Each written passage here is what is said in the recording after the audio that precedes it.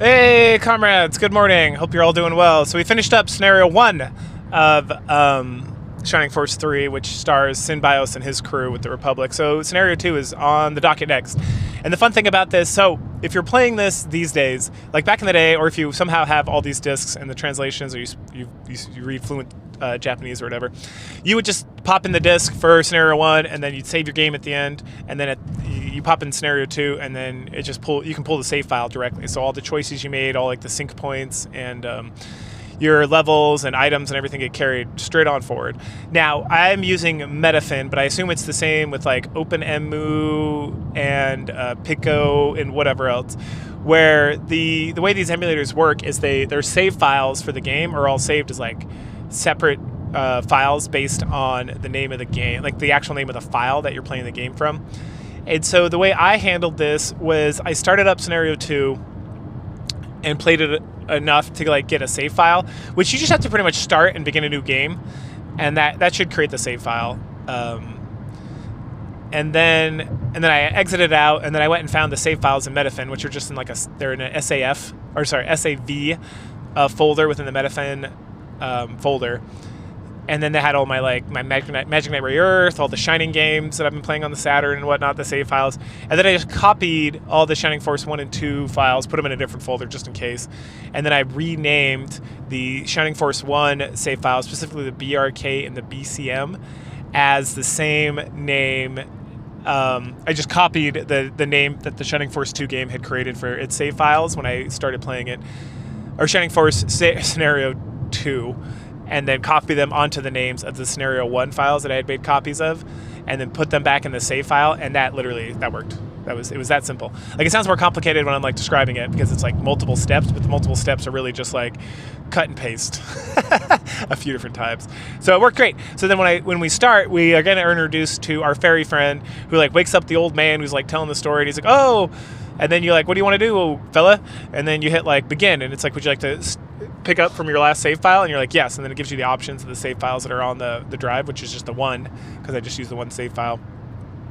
And so we pick up, and he's like, oh, welcome back. As you remember, Synbios is in quite a pickle, but we're going to go back in time, and I can pause Synbios' time just for a little bit. So you got to hurry up and catch Medion up so that we can make sure that we're aligning all the fates, so that the true destiny of like the world can be realigned or something, some crazy nonsensical bullshit, essentially.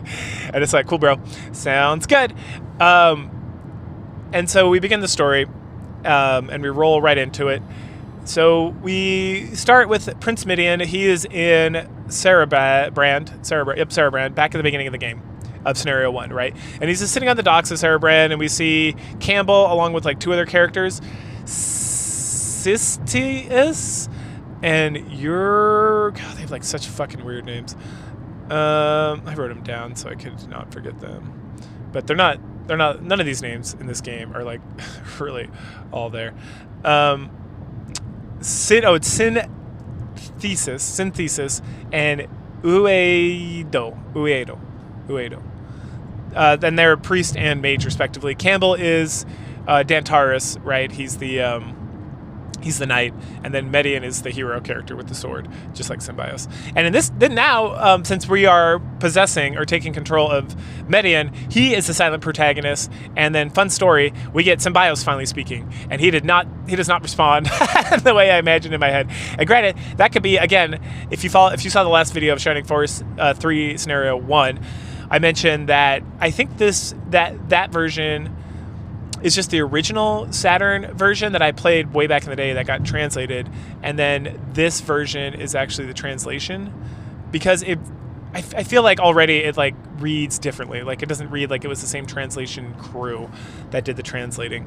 I feel like this is tighter, but I'm not exactly sure.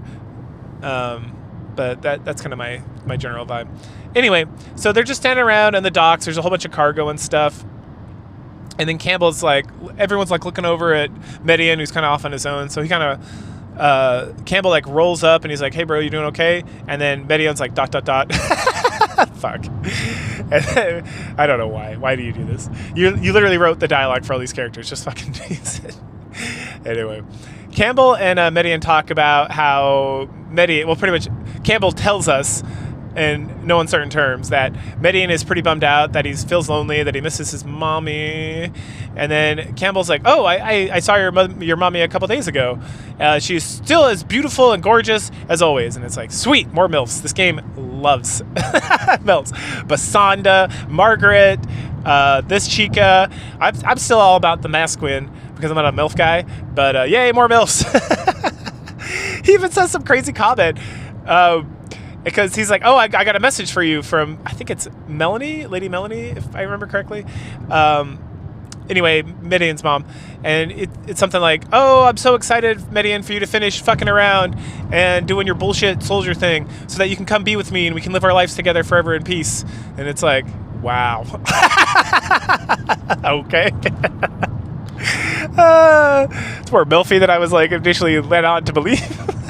Anyway, at that juncture, we just kind of pop back over to Synthesis and Uedo, who are just like, they're a major priest, and they're like eavesdropping and trying to figure out, like, hey, you think he's okay? What's going on? Something. Then we, Gantrak's also there. Gantrak is the advisor character for Medion's crew. So we don't actually play as him, but he's like the old gremlin-looking dude. He starts talking to them. He's like, oh, something about succession, and the brothers of Medion are a bunch of assholes, and they don't like Medion, and they treat him like shit because he's not of noble blood, because his mother is not she's not of nobility, and so he's kind of like, you know, it's like, ooh, that dirty mudblood, if you're, as a Harry Potter reference, right? Kids love those things these days.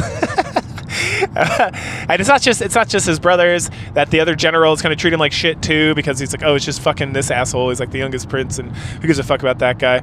And as him and as Gantrak, Synthesis, and Uedo are like chit chatting about all of that, Gantrak is like, wait a second, that's gunpowder. I smell gunpowder. And then a Bulzome monk pops up, and he's like, ah, you found our secret shady bullshit. I knew I recognized you assholes. That's Prince Medion. Oh, well, we're going to kill you. Ha ha ha. And you might as well die now because you're going to die eventually. And this just makes things a lot simpler for our dastardly deeds. And then he summons up a bunch of goons. And Gantrak is like, hey, we got to take care of this motherfucker. So we do. We kill all his little monks and his little bat friends. And then he's like, whoop, that was a little tougher than I thought it was going to be. And he like disappears and like runs off. Well, he like teleports to like the edge of the dock and runs off, and Gantrak's like, oh shit, we gotta go get that motherfucker, come on, let's go.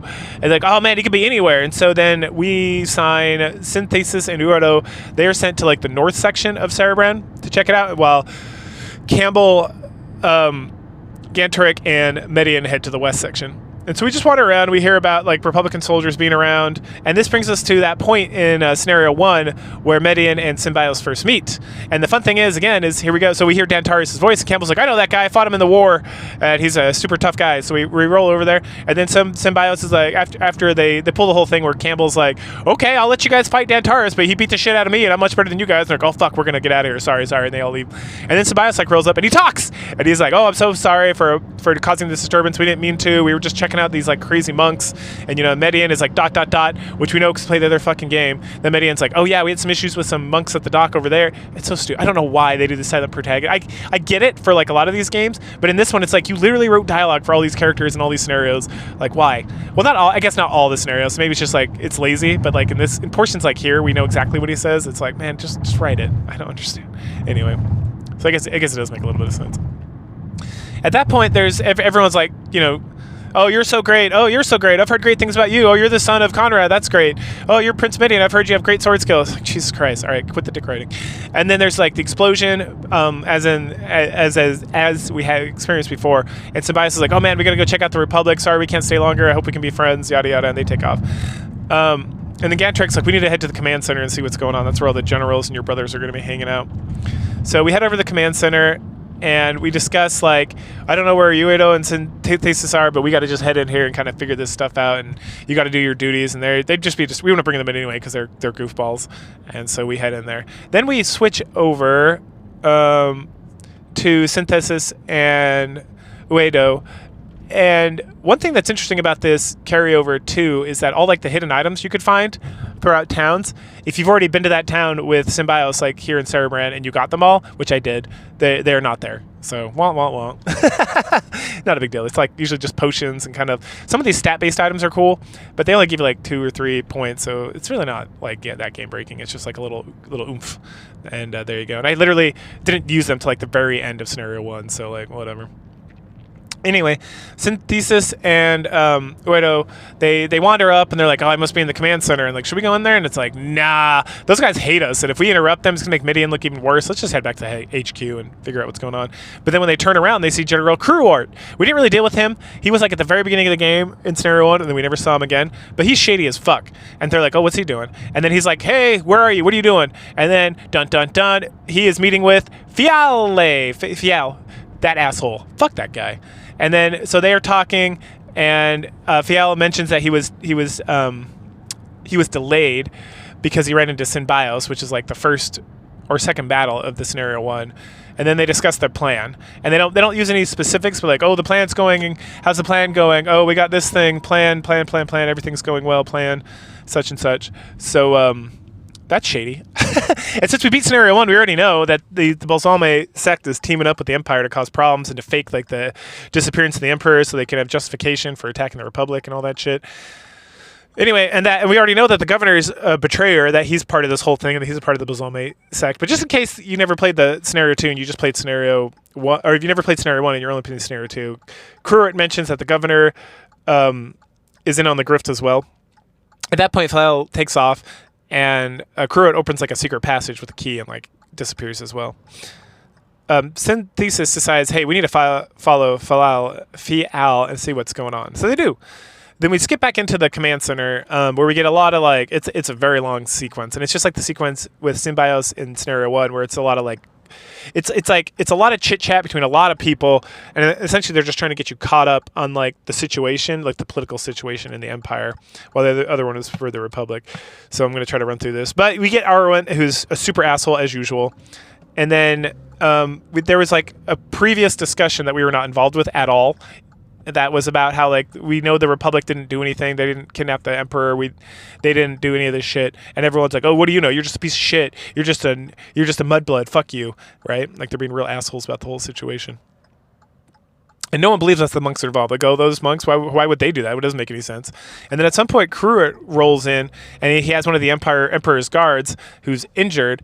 And then the injured guard mentions Bertrand as like the kidnapper, and then he's about to say something else, and Cruort's like, all right, shut the fuck up, take him away, he needs to be healed. Oh, rest you poor soul. And then someone's like, hey, why don't we let him finish talking? And Cruort pretends that he actually cares about soldiers' lives.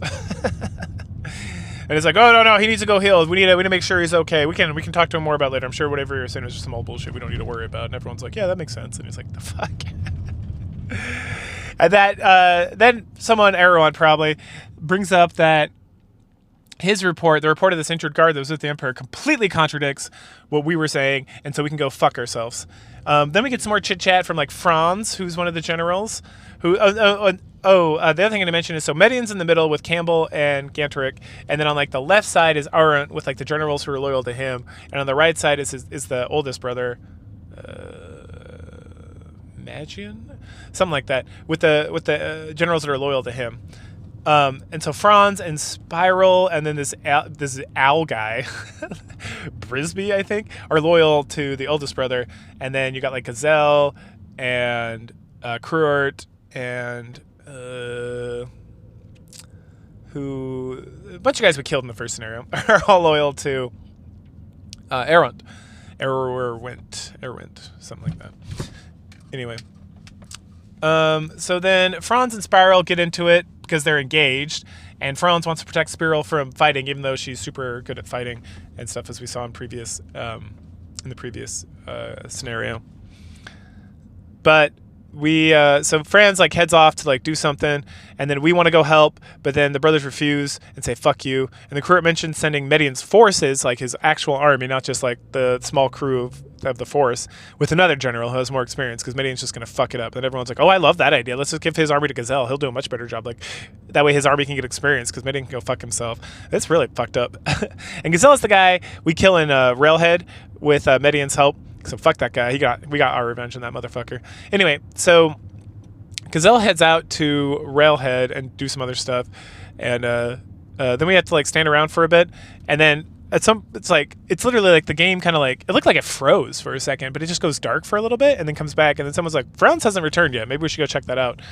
And then there's like some more chatter, and then I didn't realize he was an owl. There's just some other guy there with no name, and all of a sudden we see like an owl face, and it's like talking. I'm like, the fuck is this? It's like an owl man. Where did this come from? This is new for the shiny game. I've never seen this shit before. Like, I was like, what? What the fuck? Anyway, Brisby states that we should not wait for friends to come back, that we need to move out and then make sure all this stuff goes. And then the child murderer, Yasha, who's another huge asshole, he shows up. Arendt and him have like a private conversation about something, and then Arendt has like a conversation with his guys, and then we learn that Garzel has faced Edmund's army, and then Franz has been doing whatever the fuck he's been doing, and that Bertin has escaped with Symbios. Orders are then given to all the generals. You go here, you go there, you fight there, you go look over here, you try to find that guy, yada yada yada. And the Kurut's like, all right, I'm gonna go take my big ass ship and go do my ship stuff. And so he turns and heads the fuck out. And then Spiral's like, all right, I'm gonna go take care of my stuff because she's supposed to go look for something. And so she leaves. And as soon as she leaves, everyone gets like real pervy about it. Like, fuck these guys, man. Like, they're like, oh man, I'd bang the shit out of Spiral. Franz is like really fucking up, I think. Like, if only she wasn't a general, like I would take her to my bedchamber immediately. And then Aaron's like, oh yeah, I wish I'd gotten to her before Franz. She's hot as shit. And I'm like, yeah, I mean, she's a redhead anime girl, so I definitely have like a feeling about that. But like, Jesus Christ, they got like real bad. Like, they got like real horny, like real fast. I was like, damn. Whew, good thing she's not around. Anyway, so then we're like, oh, hey, Medion, you're still here? Go, I don't know, go kill the riffraff before they become bandits. And then everyone leaves. And right as we're about to leave, one of the generals, who's actually not an asshole, I don't remember ever seeing before, Fayret? I don't remember if that's the guy who's at the very end of the game of Scenario 1. It might be. Anyway, he's the only non-asshole here. He tells Medion, he gives us some encouraging words. He's like, hey, man. Well, first of all, he sends Yasha away. He's like, all right, Yasha, get the fuck out of here. No one likes you. You're an asshole. And Yasha leaves. And then he's like, hey, man, you're doing good. Just do the best that you can. And, don't let these assholes bother you. And, you'll be a great prince, I promise. And then he mentions that it's too bad some other fucking general is not here because he's also came from the lower classes, like Medion's mommy. And that Campbell also came from the lower classes. And that comes up a little earlier, actually, because the head prince, the firstborn prince, is like, Dantaris, you should come with, or not Dantaris, sorry, I apologize. Campbell, you should come with me. And he's like, no, I'm of low blood, so I want to stick with Medion because of Mallory or whatever. And he's like, oh yeah, I get it, whatever.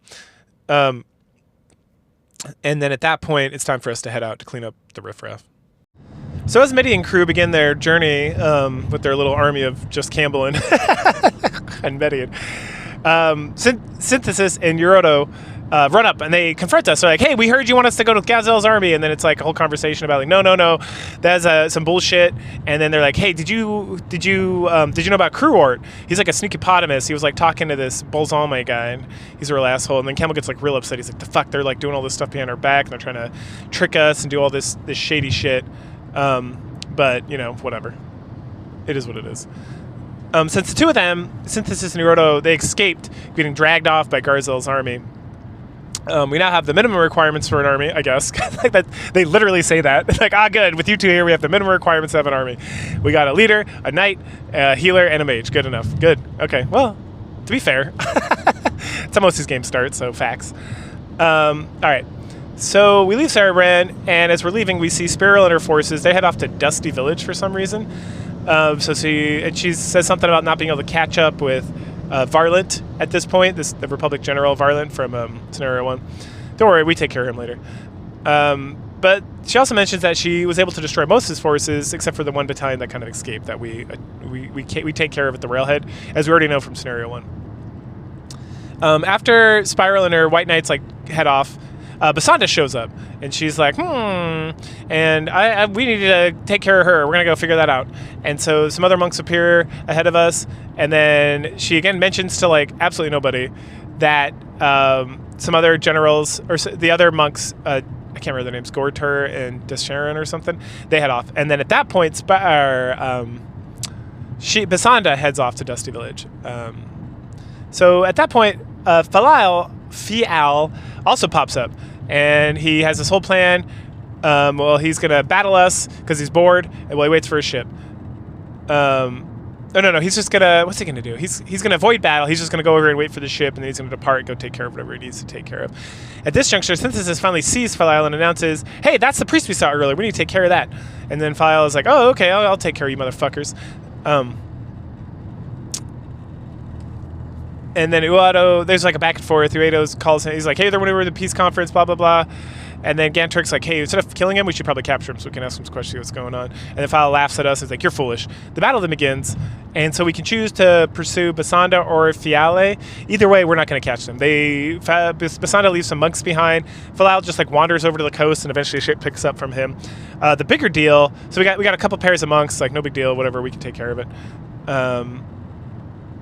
Because that's exactly how Basanda eventually hits Dusty Village and disappears from the battle. Felial, the ship shows up, eventually grabs him. But after we take care of a few of the monks, Kruorch soldiers show up. They were chasing Synbios, but he got away. And so now we want to capture that guy so we can investigate, or so we can interrogate him and find out what Kruorch's whole business is about, since he's like the last person who would probably know what's going on. And he wants to capture us so he can take credit for killing Medion and making life easier for his real boss. Arwen, right? So Game of Thrones bullshit again. And at this point, Gantrik like mentions the succession struggle and how the three princes are kind of all at odds and they're not really allies at all, and the Empire has this whole like business going on and some shady stuff. So we take care of that. We kill everybody. We talk to that guy, the guy we capture, and he doesn't tell us too much shit. But we find out that Synbios was in Bulzome and that he headed out from there. And so we head into Bulzome. As soon as we enter the village... Oh, hold on. But as we enter the village and disappear, we get like... Oh, there were some other Kruorch soldiers that were like watching from like the forest. And they're like, oh, his plans got foiled. Oh, no. We have to stop Synbios. We have to stop Medion from meeting up with Synbios because that's going to ruin Kruorch's plans. And so they're going to like prep to like attack us or attack Medion's crew as soon as he comes out of the town. Meanwhile, back in the town, as soon as we enter, there's a big explosion on one side. We're like, what, we better find out what's going on. And then Gantrik's like, well, we can do that, but let's keep a low profile because we don't know who's allies and who's enemies at this juncture. So we do. So we just explore around. Synbios has already been in this town, and so much like every other good game, if you exist in the same timeline, but someone got there first and stole the stuff, or like in Chrono Trigger, if you go into the past and take stuff's not going to be there in the future. There's nothing really to find here, so we can't really ransack the town because Synbios already ransacked the town and pieced out, which is good stuff. But then we head up to Duncan's house. He's the dwarf who helped Synbios escape with Obright after we saved the boy Toby? Yeah, I think that's his name. And so we go in there, and they're shady as shit, and then we're like, no, we're like friends with Synbios, we promise, cross our hearts and hope to die. And he's like, all right, I believe you. And so we all chit-chat about what happened. We essentially get the rundown of what happened in Scenario 1, just in case you like did not play Scenario 1, I guess. And then Duncan tells us that after Synbios used the gate, or the tunnel to get to the Dwarven Valley or whatever, that he blew it up so he couldn't be followed by the Empire's men. And they also talk about how Beratrin did not abduct the Emperor, that it was like some other shady shit. And then people in the town just generally kind of talk about like the monks being there, and then how they disappeared, and how the Republic army was there for a little bit.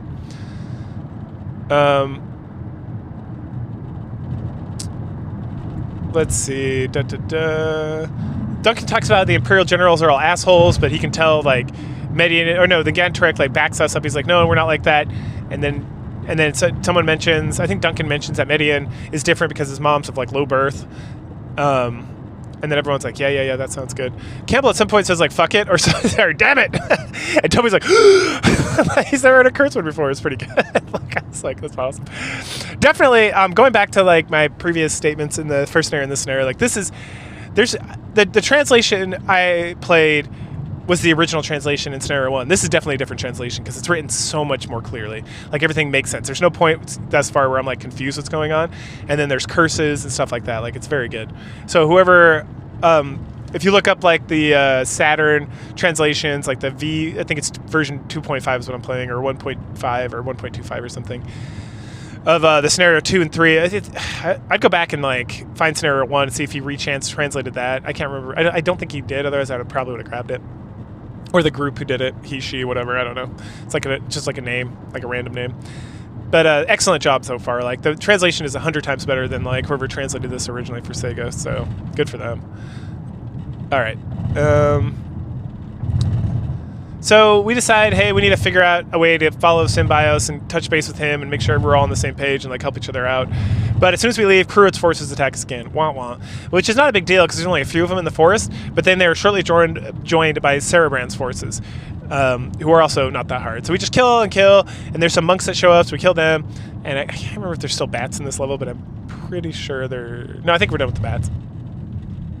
At some point during this battle, bandits show up.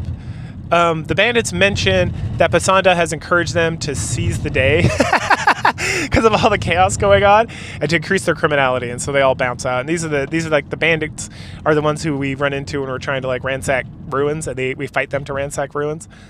Some monks also come out, so we got to fight them too. So it's a pretty long battle. It's like we go around this mountain, kill some dudes, kill the Cerebrand guys, fight more Kruart's guys, and we run into the monks, fight the monks. So it's like almost 3 different battles we have to go through in this. So it was super fun. It was really good. But at that point, though, after we've cleared out like all these forces, it's starting to be evening, and we're right by Dusty Village, and it's like, hey, we better go in there. We've got to be super careful because this place is shady as fuck. It's a town of rogues that has gotten worse lately, and then with like the troubles, it's gotten even worse. And we're like, maybe we should just camp outside. It's like, no, it's better that we go inside. We just got to like not let our guard down. I mean, we've got like our own little headquarters base like we always do in every town for some reason. So we can just hang out there and just like lock the door. We should be good. But we just got to keep a low profile and be careful. And we're like, all right, we'll do that. So we enter, and then we get a nice shot of a cat just like walking around till it runs into Synthis.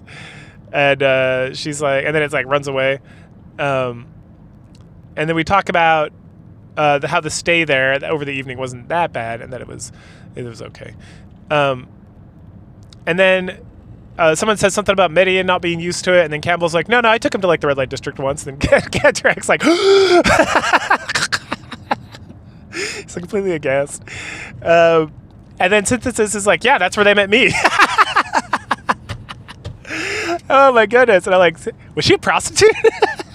Do they canonically fuck? And then he's like, well, you're a good mage. You should come join my army as well. And she's like, yo, dope. Oh, Lord. They then... conversation then switches over to Kruart, the connection between Kruart, his forces, the monks, Fial, Dusty Village, and all that stuff. So we decide, hey, maybe we should just investigate this area and see what's going on. Now that we've survived the night, it's time to do a bit of Wiccan walking around. Wiccan walking, what the fuck? Anyway, at some point we hear some monks, and they're calling out to Basanda in this big mansion at the back of the village. They report that Spiral is finally alone, and that she's acting independently. So then Basanda is like, ooh, goody. It's time to strike. And so she kind of runs down the stairs, because she's talking from like the window. She runs down the stairs and runs out the door. And then the bandit leader, the one who took over the town of Dusty, Shiraf, who we beat the shit out of in Scenario 1, he pops out. And he's like the mayor of the town, I guess. Anyway, they have like a chit-chat. He's like super sad eponymous that she's going to be gone. And then in this conversation where they're going back and forth, he mentions Arendt and Kruart as allies. And then, you know, he clearly has the hots for my favorite MILF in this game. Oh, man. Anyway, so she takes off. We then head to the roof of the bar, which is across this street from Sheriff's place, and at that point we see a messenger flying. He's talking to Sheriff. He's talking about Railhead, and they were looking around, and the Sheriff's pissed off because, you know, if the bandits fuck around with the Railhead, it could affect Garvin, and Garvin's part of this whole conspiracy thing, which we also know about from Scenario 1. And the reason that they were fucking around over there is because Symbios was spotted, and also Baratran, and that the bandits attacked them, but then they were defeated, and that the last thing this messenger saw was that Symbios was heading off to the railroad crossing point. Right, and this kind of ties back into Scenario 1. Sheriff gets super excited, and he summons all his bandits, and he's like, "Let's roll out!" And so they're gonna head up to They're gonna head over to stop Symbios, just in case the border guards fuck up at the railhead crossing, and you know, then they can fight him, which is what happens. And then, you know, after they all leave, Gantarak, Campbell, I, and my crew, and Medion and the crew, we talk about meeting up with Symbios and how we're going to do that. And Gantarak mentions that there's a pass through the mountains that that's probably where Spiral took, or that's actually, we saw her take that passage through the mountains, and we decided to hoof it over there. But first, we're gonna, ransack the place. The first thing we do is we leave the roof, and then we go back onto the roof, and Bernard's there. If you remember Bernard, he was saved from the monks in Bulzome back in Scenario 1. He's an archer, so he's very welcome to the party, because archers in this game are pretty broke. In a good way. He gives us all the back-end information about the units and Synbios and the Republic and what the monks were doing over there and all this stuff. All this stuff we already know about from Scenario 1. And then he decides to join us because he wants to help with the investigation of Synbios. We also find out that Sheriff is married with a kid. So even though he's got the hots for Basanda, his wife is not too pleased that she was hanging out, that he's like so hot and bothered by her. But she's just an old maid, so fuck her, right? Anyway, on the path to the mountains, we run into a branch of Valorant's last battalion or whatever, and to beat that shit out of them. As the leader lies dying, he talks about how the Republic was set up by Cerebrand and by the Empire, and how there's all these shenanigans and whatnot. And then, at that point, the crew, Medion and crew, discuss how there's like more and more evidence every day about how Synbios and Baratran are innocent, and how there's like some shady shit going on. Anyway, at that point, we head over and we reach the rail switch area. And this is where we get Medion's point of view and we get some more Synbios language, because this is where... Okay, so if you don't remember from Scenario 1, the deal is Synbios reaches the crossing. They're going to switch the train thingy so that they can hop on the train, and then they can ride it across to the Republic. And then while they're doing that, there's some refugees from the Imperium that are trying to like free themselves as well, like hop on the train. And so Synbios goes to rescue them because the border guards from the Imperial are going to fight them. And then Valorant shows up with his battalion, and he also wants to kill the traitors from the Imperial because he hates all Imperials, and he's like lost his mind. And Baratran and Synbios like, you better stop, motherfucker, what are you doing? That's crazy. And then so like, all right, I guess we're going to fight the border guard and these guys. And then Medion shows up, and this is where we show up in Scenario 2 where we're at now. And Medion essentially says, hey, I'll take care of Valorant, you take care of the border guards, that way we're not fighting like our own people, quote unquote. And then we'll kind of meet up afterwards and discuss what's going on. That way we can save the refugees, because if they want to go, that's the problem with the Imperial. We need to fix that, not like hold them or kill them or whatever. And so this is a much easier fight than that fight, because that fight was like crazy because we had to protect all the refugees, and I was like safes coming to like get them to like not be killed by the border guard. But in this one, we just go kick the shit out of Varlin, and he's tough, but nothing else about this stuff. It's like a pretty straightforward battlefield. We just kind of roll in and beat the shit out of him. So it's good stuff. But halfway there, during the battle, Synbios begs Varlin to surrender once again, but he refuses, as he'd rather die than be seen as a coward, quote him. After the battle, we team up with Synbios, not like for realsies yet. That happens in Scenario 3. But we all stand around and we chit-chat and we like high-five each other, and it's the exact same conversation from Scenario 1, except that Synbios has words and Medion is the silent protagonist at this point. So we talk about how Baratran's like, no, what happened was that the Emperor was kidnapped by Lookalike and me, but that was actually part of the Bulzome sect, and that they had their grubby little hands and like all these little pies all over the place, and everyone's talking about that. We also recall the ship that Falal took and how it probably had the Emperor on it, right? So like the actual Emperor, because there's no because he's not here.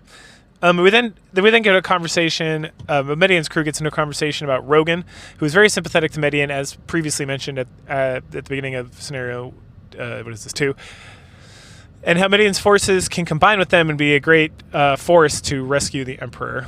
And so off to Barrand, where Rogan is, we go, and that wraps up Chapter 1 of Scenario 2. So Chapter 2 begins on our way to.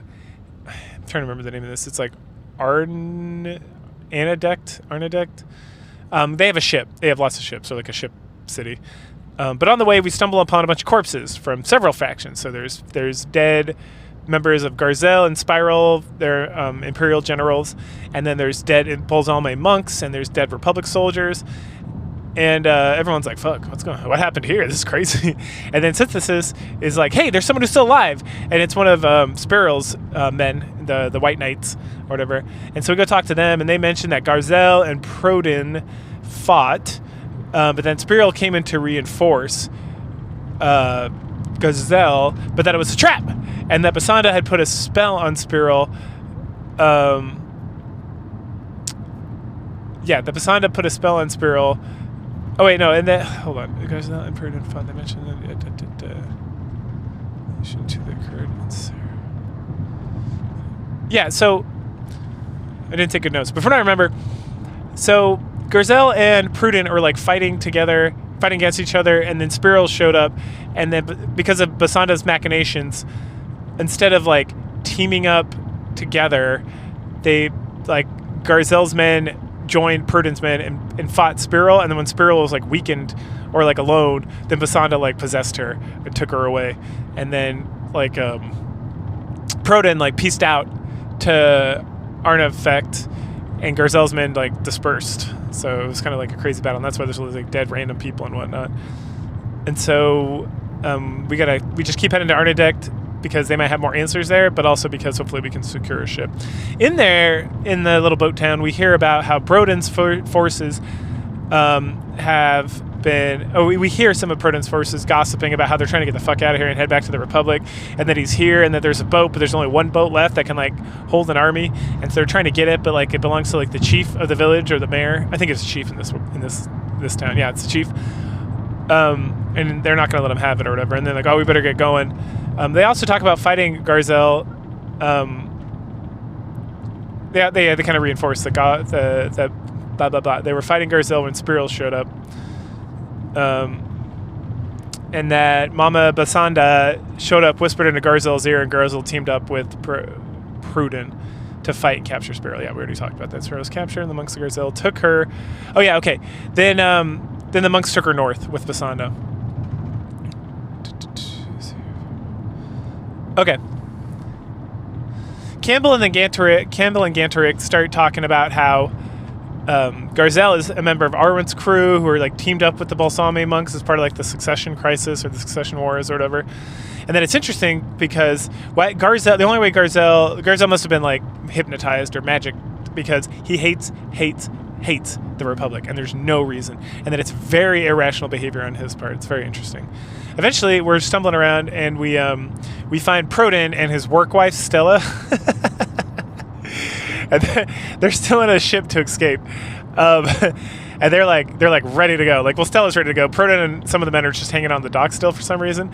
And the chief, the village chief, is like yelling at them. He's like, hey, you better stop, whatever. And then we move in to stop because we need that ship to get to Baran so that we can get a bigger ship so that we can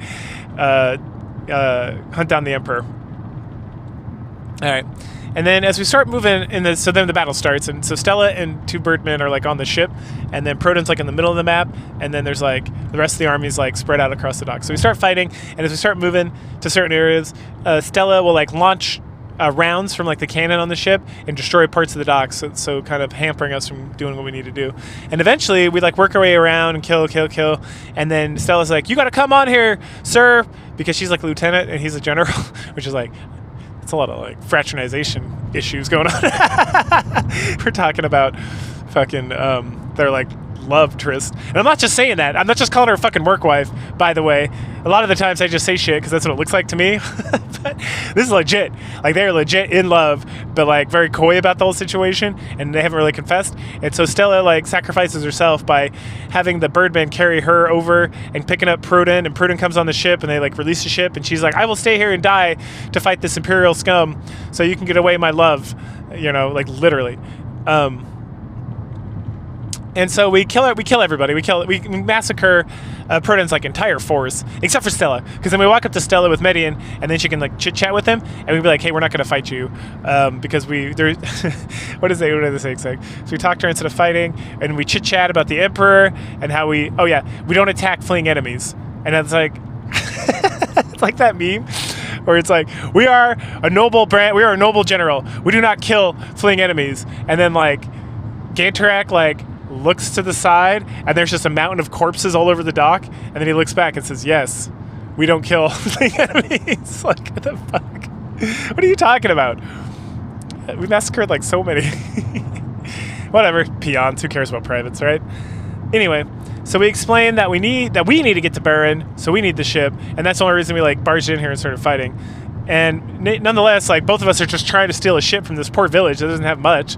Like, they're like a poor fishing village, and they have like one ship, and like two armies are like fighting over who's going to steal this fucking ship for them. Like, come on. And then at the end of it, we're like, well, you know what?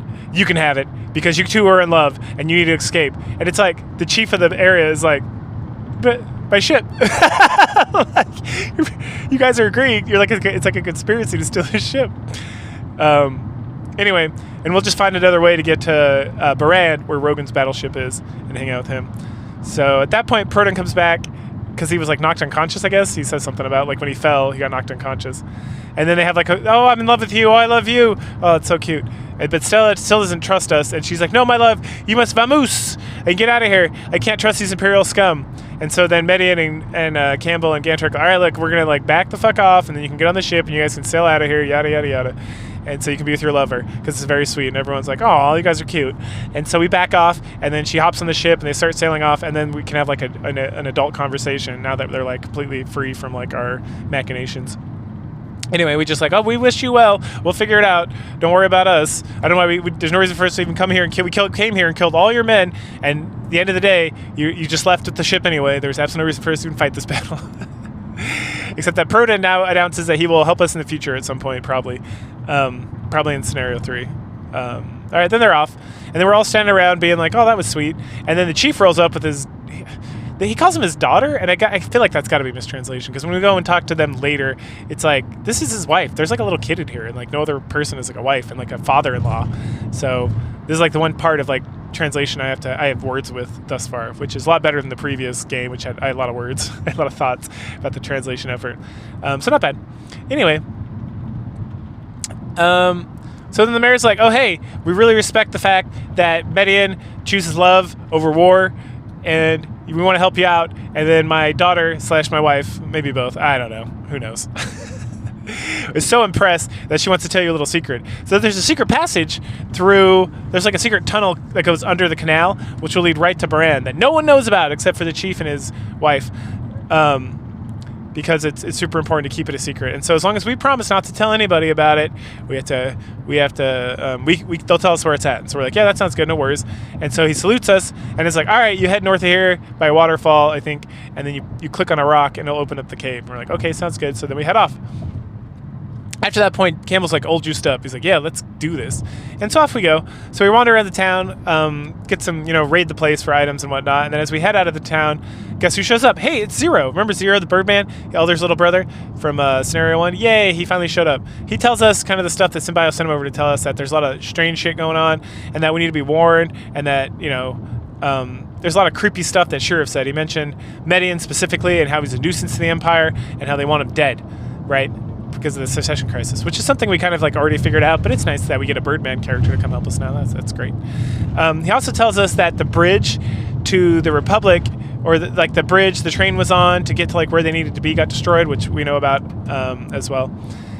And then they're like, okay, cool, thanks. And then Zero's like, I'm going to tag along with you guys and play. And they're like, why would you do that? We're the Empire, and you're the Republic. And then he talks about the whole thing with like Symbiosis wanting Zero to come over here to help be like an envoy to like help mend the hearts of like the nations. And how we trust Medion to be a good emperor, and hopefully he can take over, and then the Republic can be saved, and then we can like be friends instead of enemies, like Trump and Putin with Russia. So good stuff. The true heroes of the day. All right, so and then Campbell's like, I feel like we're being watched, and Zero's like, oh yeah, there's some motherfuckers over in that like bush right over there. And then the camera like pans over, and there's guys like in a bush just like watching us from like not too far away, and they're like, hey, all right, we're gonna get you motherfuckers. We're part of Gazelle's army, and it's time to fight. So we fight, kill all of Garzelle's men, and then we have like a little chit-chat about how bloodthirsty they were and how ready they were to like kill Medion, even though he's a member of the Empire, and it's kind of odd. But then Campbell walks up and it's like, hey, here's the rock, and he just like knocks it into the waterfall. And it's a cave entrance, awesome. So we head into it, and it's this giant cavern, and people are talking about like, ooh, it's freaky, it's got like illuminations, there's probably monsters in here, yada yada yada.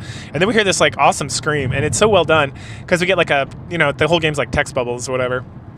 And we get a text bubble that's like, and then it like spins towards the screen. And I was like, oh, that's fun. We haven't seen anything like that.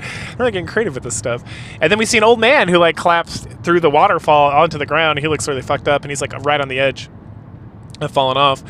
And then we hear like somebody else mention it or chit-chatting, and it's my new waifu, or it's my only waifu in scenario 2, because before we had Masquin and Iris, or Iris, from scenario 1, my 2 waifus. But in this one, we have Hazuki. Hazuki is my ninja waifu for Medion. she's quite fantastic. She's even got cleavage in like her battle model. So good. I love it. Anyway, the old man's her dad, and she came to rescue her, but she's like on the other side of the cavern. And so we have to rescue her from monsters. Meanwhile, Zero goes to help the old man because he's about to fall. And in fact, when Zero gets down to like help him, he does fall. But Zero disappears for the battle, but that's okay because he rescues the old man and takes care of that. Anyway, so time to move and rescue my waifu. So as we kill our way across the monsters that pop up, eventually Medion gets to Hazuki and invites her to the forest, and she's like, yeah, that sounds good. And then she mentions like Yasha at some point, that like child-killing asshole, he's like one of the characters I dislike the most. He has like no redeeming qualities. Him and Fial have like no redeeming qualities thus far. And we're like, but she doesn't say anything else. She's just like, oh, you're part of the Empire, right? So you must know Yasha. And we're like, yeah. And she's like, Anyway, so she joins the force at that point, like temporarily, and so we kill our way. At that point, after we talk her and she joins the force, Succubus shows up as like the boss. So then we fight our way back to her, kill the Succubus, and then Zero at that point is like rescued the old man. He's laying there and he has like a lot of lore dump for us, but mostly just around Yasha. And it just kind of reaffirms all my feelings about him being a child-killing asshole. So he tells us that there was a battle on the bridge that got destroyed, and that the father, or Hazuki, I think the father's telling us, and that he fell into the water, and then that's how he ended up down here in the water, falling into this like cavern. And then he warns us that Yasha is he's a child-killing asshole, and that their goal was to like hunt Yasha down because he's like a renegade ninja, and he's got like all sorts of shady backgrounds that he needs to like pay atonement for, and that Hazuki, now that like the father's dead, it's like up to her alone, but don't let her fight Yasha alone because she's not ready or something. And so he encourages Yasha to come with us, and we can all work together to kill Yasha because he's a child-killing asshole. And then at some point Gantoric's like, oh yeah, Yasha, that's the ninja that works for Prince Arin. Anyway, I'm very pleased. It's everything about Hazuki is my favorite. She's a babe, and she wants to kill Yasha, and therefore she is the waifu, and she's a fun ninja.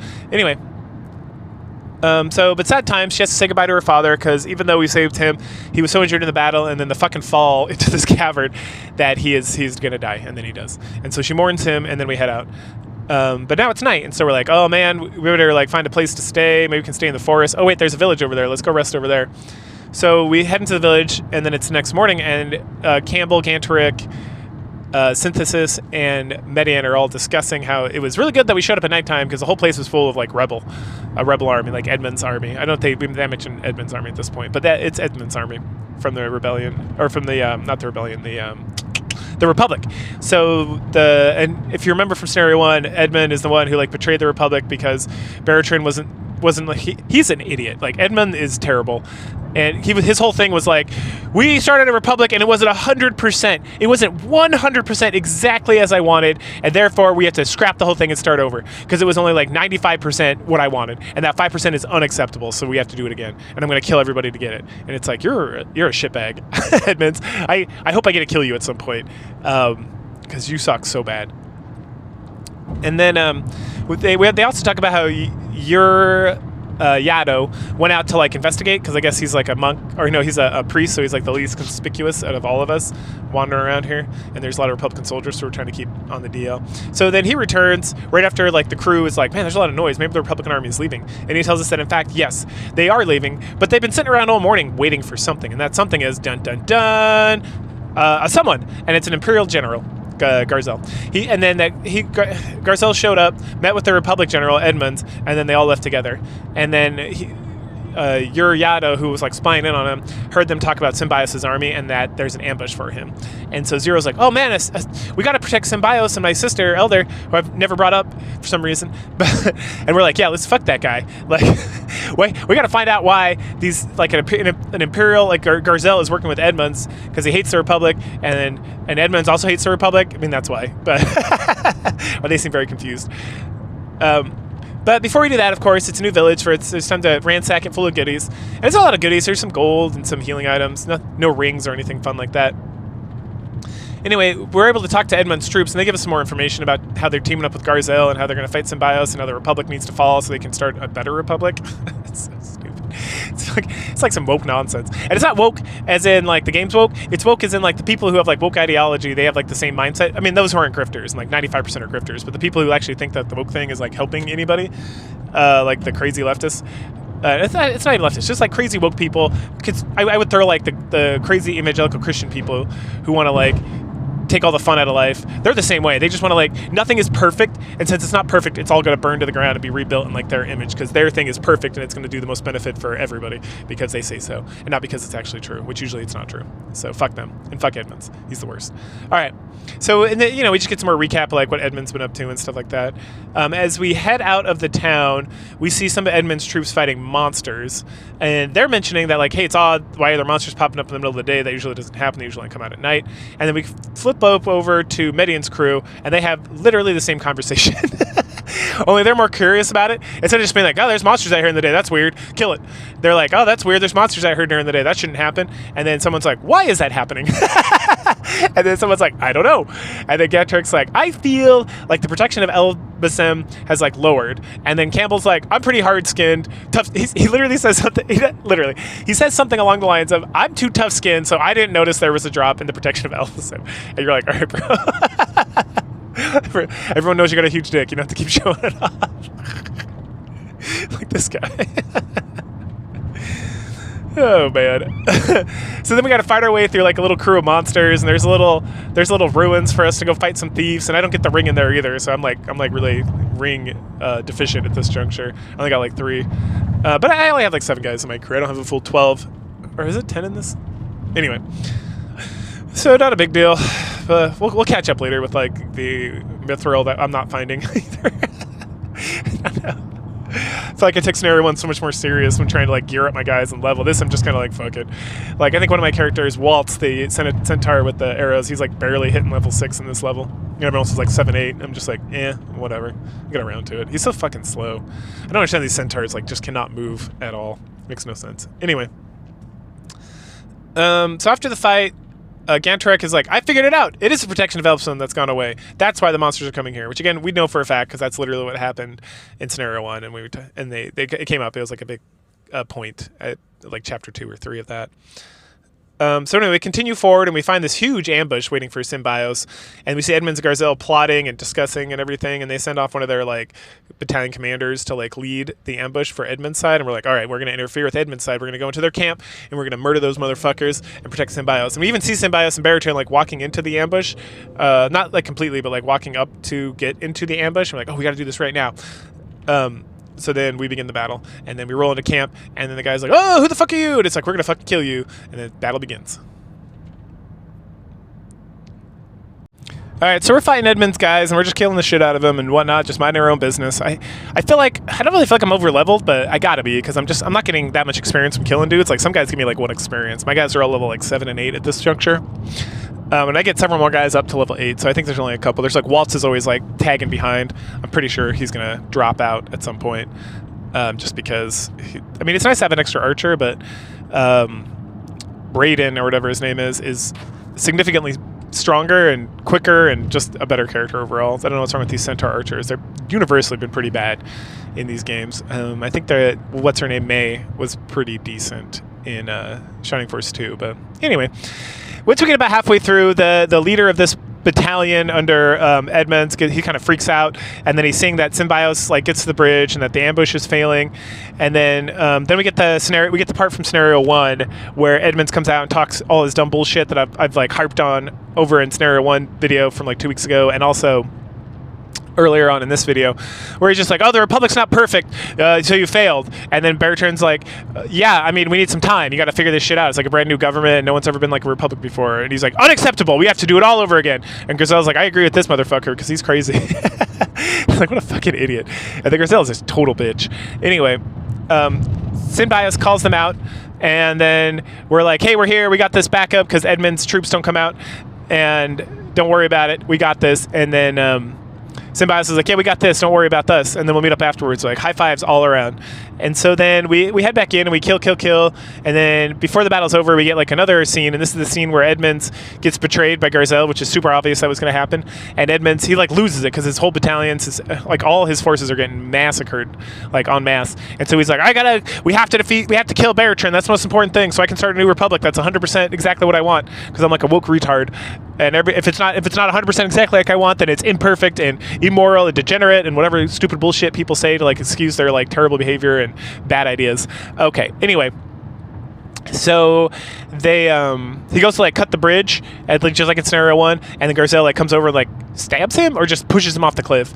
I'm not for sure. It's one of those situations where like I think he's dead, but if he showed up later in like scenario 3, I would not be like shocked. Because it's a Japanese role-playing game from the 90s. Anyway. At that point, Gantarik is like, hey, so your general's gone. We don't want to kill you guys. You should just surrender and we'll just let you go. And then there's like a back and forth about they're pissed off because Garzel betrayed Edmonds and they don't trust the Imperium. And we're like, we're not like them. We're Medion. Medion's like an honest, truthful person. And they're like, no, we're not going to be cowards. Some other bullshit. I mean, I'd be a coward all day. I'd be like, yeah, all right, we're done. Anyway, they refuse, so the beatings must continue. And they all die. Anyway, so after the battle, we meet up with Symbiosis, and it's the same scene from scenario 1. Once again, Zero heads back to be with Symbiosis and his sister. And it's weird because I feel like I must have misread it because Symbiosis says something like Zero's like, oh, okay, I'll see you guys later. It's been so much fun. And then Synthesis and your Yado, and this is the one time from scenario 1 that we see these guys, they're like, oh, Zero, we're going to miss you so much. It's so great having you because you can fly and shit and you're a cool dude. And then Symbiosis is like, hey, man, it's not a super big deal. If you want to stick around with them, that might be a good idea. And then Zero's like, yeah. And then he comes anyway with somebody else. Because then, at the beginning of like the next chapter, if you listen to the video from before, if not, we'll get to it. But he essentially grabs this orb that helps fight Vandals from Khan, who is a monk that's a member of Symbiosis' force.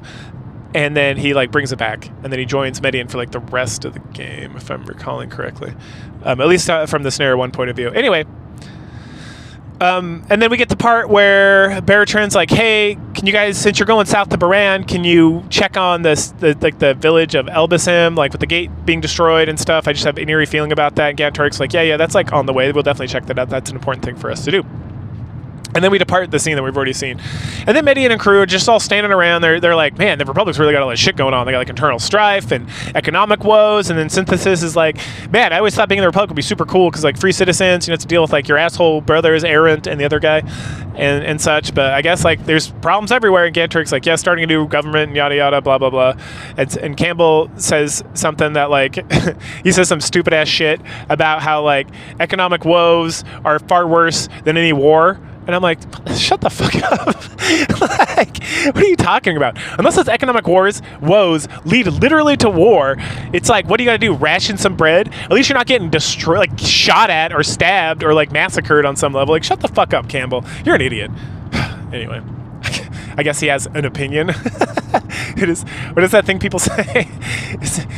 It is the opinion of all time. It is an opinion of all time. It's fucking opinions. Anyway, onward to Baran. At that juncture, chapter 2 wraps up, and we start getting into chapter 3. So after that interaction, Medion and crew, or to start off chapter 3, Medion and crew have been busting their humps all day to get to Baran as fast as possible, but it's getting late. It's getting real late, and they stumble upon this village, Slump Village or Stump Village. I think someone says Slump Village at some point, but I'm like, why would it be called that? I don't know. Anyway, they're super tired, and they're like ready for a break, and they're like, hey, we can just stay up here. And then someone points out that like, hey, it looks totally abandoned. What's that all about? And then Synthesis is like super creeped out by the whole thing, but Campbell's like, it doesn't matter. We just got to stay. Well, it'll be fine. And she's like, okay, I guess that's okay. And then we run into a monk, and he like looks at us and like says some creepy shit, and then disappears. And then we run into some more monks who are being led by, let me see if I get this name, Goritare.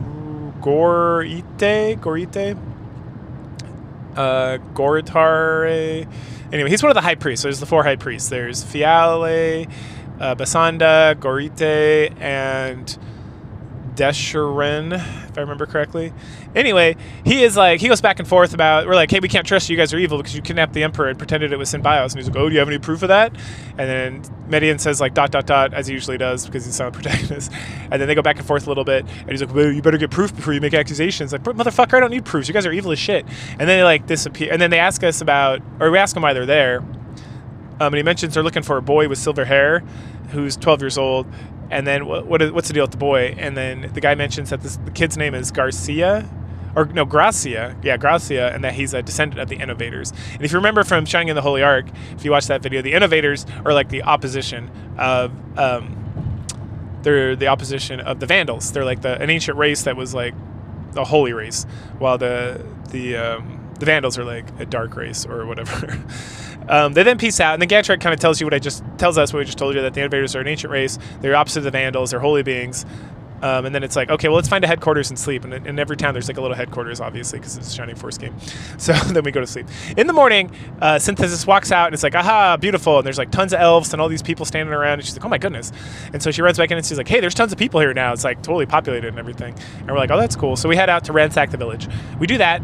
And then at some point, we get to the top of like one of the tree houses, because it's like an elf town, so there's trees that people live in, obviously. And we hear like a scream, and we're like, uh-oh, and then this guy with no shirt pops out, and he's like, oh, what's going on? I'm David. And David, some other people in the town have mentioned that David there's not like a leader of the people, but like David's the closest thing they have to being like a leader, like an elder, and that he's dating this chick called Hedva, who's like the most beautiful elf in all the land or whatever. Anyway, he's like, I heard a Hedva scream. Is that you guys? And we're like, no. And he's like, oh, you're the Imperial forces that were staying here last night. And we're like, yeah. And he's like, you're not part of those monk assholes, are you? And we're like, nope. And then we like look up at like a higher level in that same like room, because this is obviously the battle map, and we see these like dirtbag guys who are part of like the monks, and then and so we got to go fight them and rescue Hedva. And then Gantrek's like, I'm going to go get everybody else. I'll be back in a minute. And he runs off. And so we start fighting, and we fight, and we kill. It's not that much killing, but we kill a little bit. And then we get outside, because there's like a second map to this level where it's like outside the tree. And as soon as we get out there, the rest of the force shows up. But we're on like the right side of the tree, and they're on the left side of the tree. So then we're split. Thank goodness David is a glass cannon. So as long as I bought a spear, because the guy like warned me, like, hey, you better buy a spear. It's really good for him. So I bought a spear, but he's an elven ranger, so he pretty much uses long range melee weapons. So he uses like tomahawks and spears and stuff. Anyway, so spear is better than a tomahawk, which is what Rock is still using, it's working out pretty well for him, I'm not gonna lie. But I've started to notice that certain characters will just be better at certain weapons, even within their own like subclass of weapons stuff.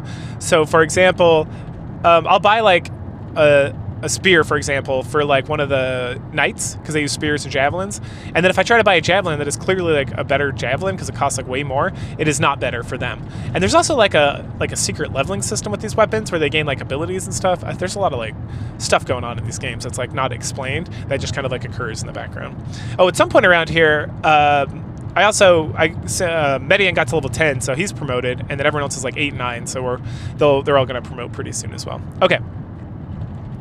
So we clear both those sides, head back into like the main room, but now we're on the upper floors, and then we kill everybody there, including like this wolf boss. Like, you know, the wolves are like the battle wolves or the battle barons or the baron wolves or whatever. So we kill him, and then he taunts David. And then David asks about Garete, and it's like, no, he's already gone. But Fiale and Desheron are here, and they got your girl, and they're in the other room. And then we find out that apparently David was approached by these people about where Gracia was, but he shut him down. And he reveals, then he reveals stuff we like already previously talked about in this game, which is that the monks are evil, and they're trying to get Gracia because they want to slay him, because like being an innovator is like the one thing that could stop Bulzome or something, because again, it's like the opposite of the light or the dark is the light and whatnot.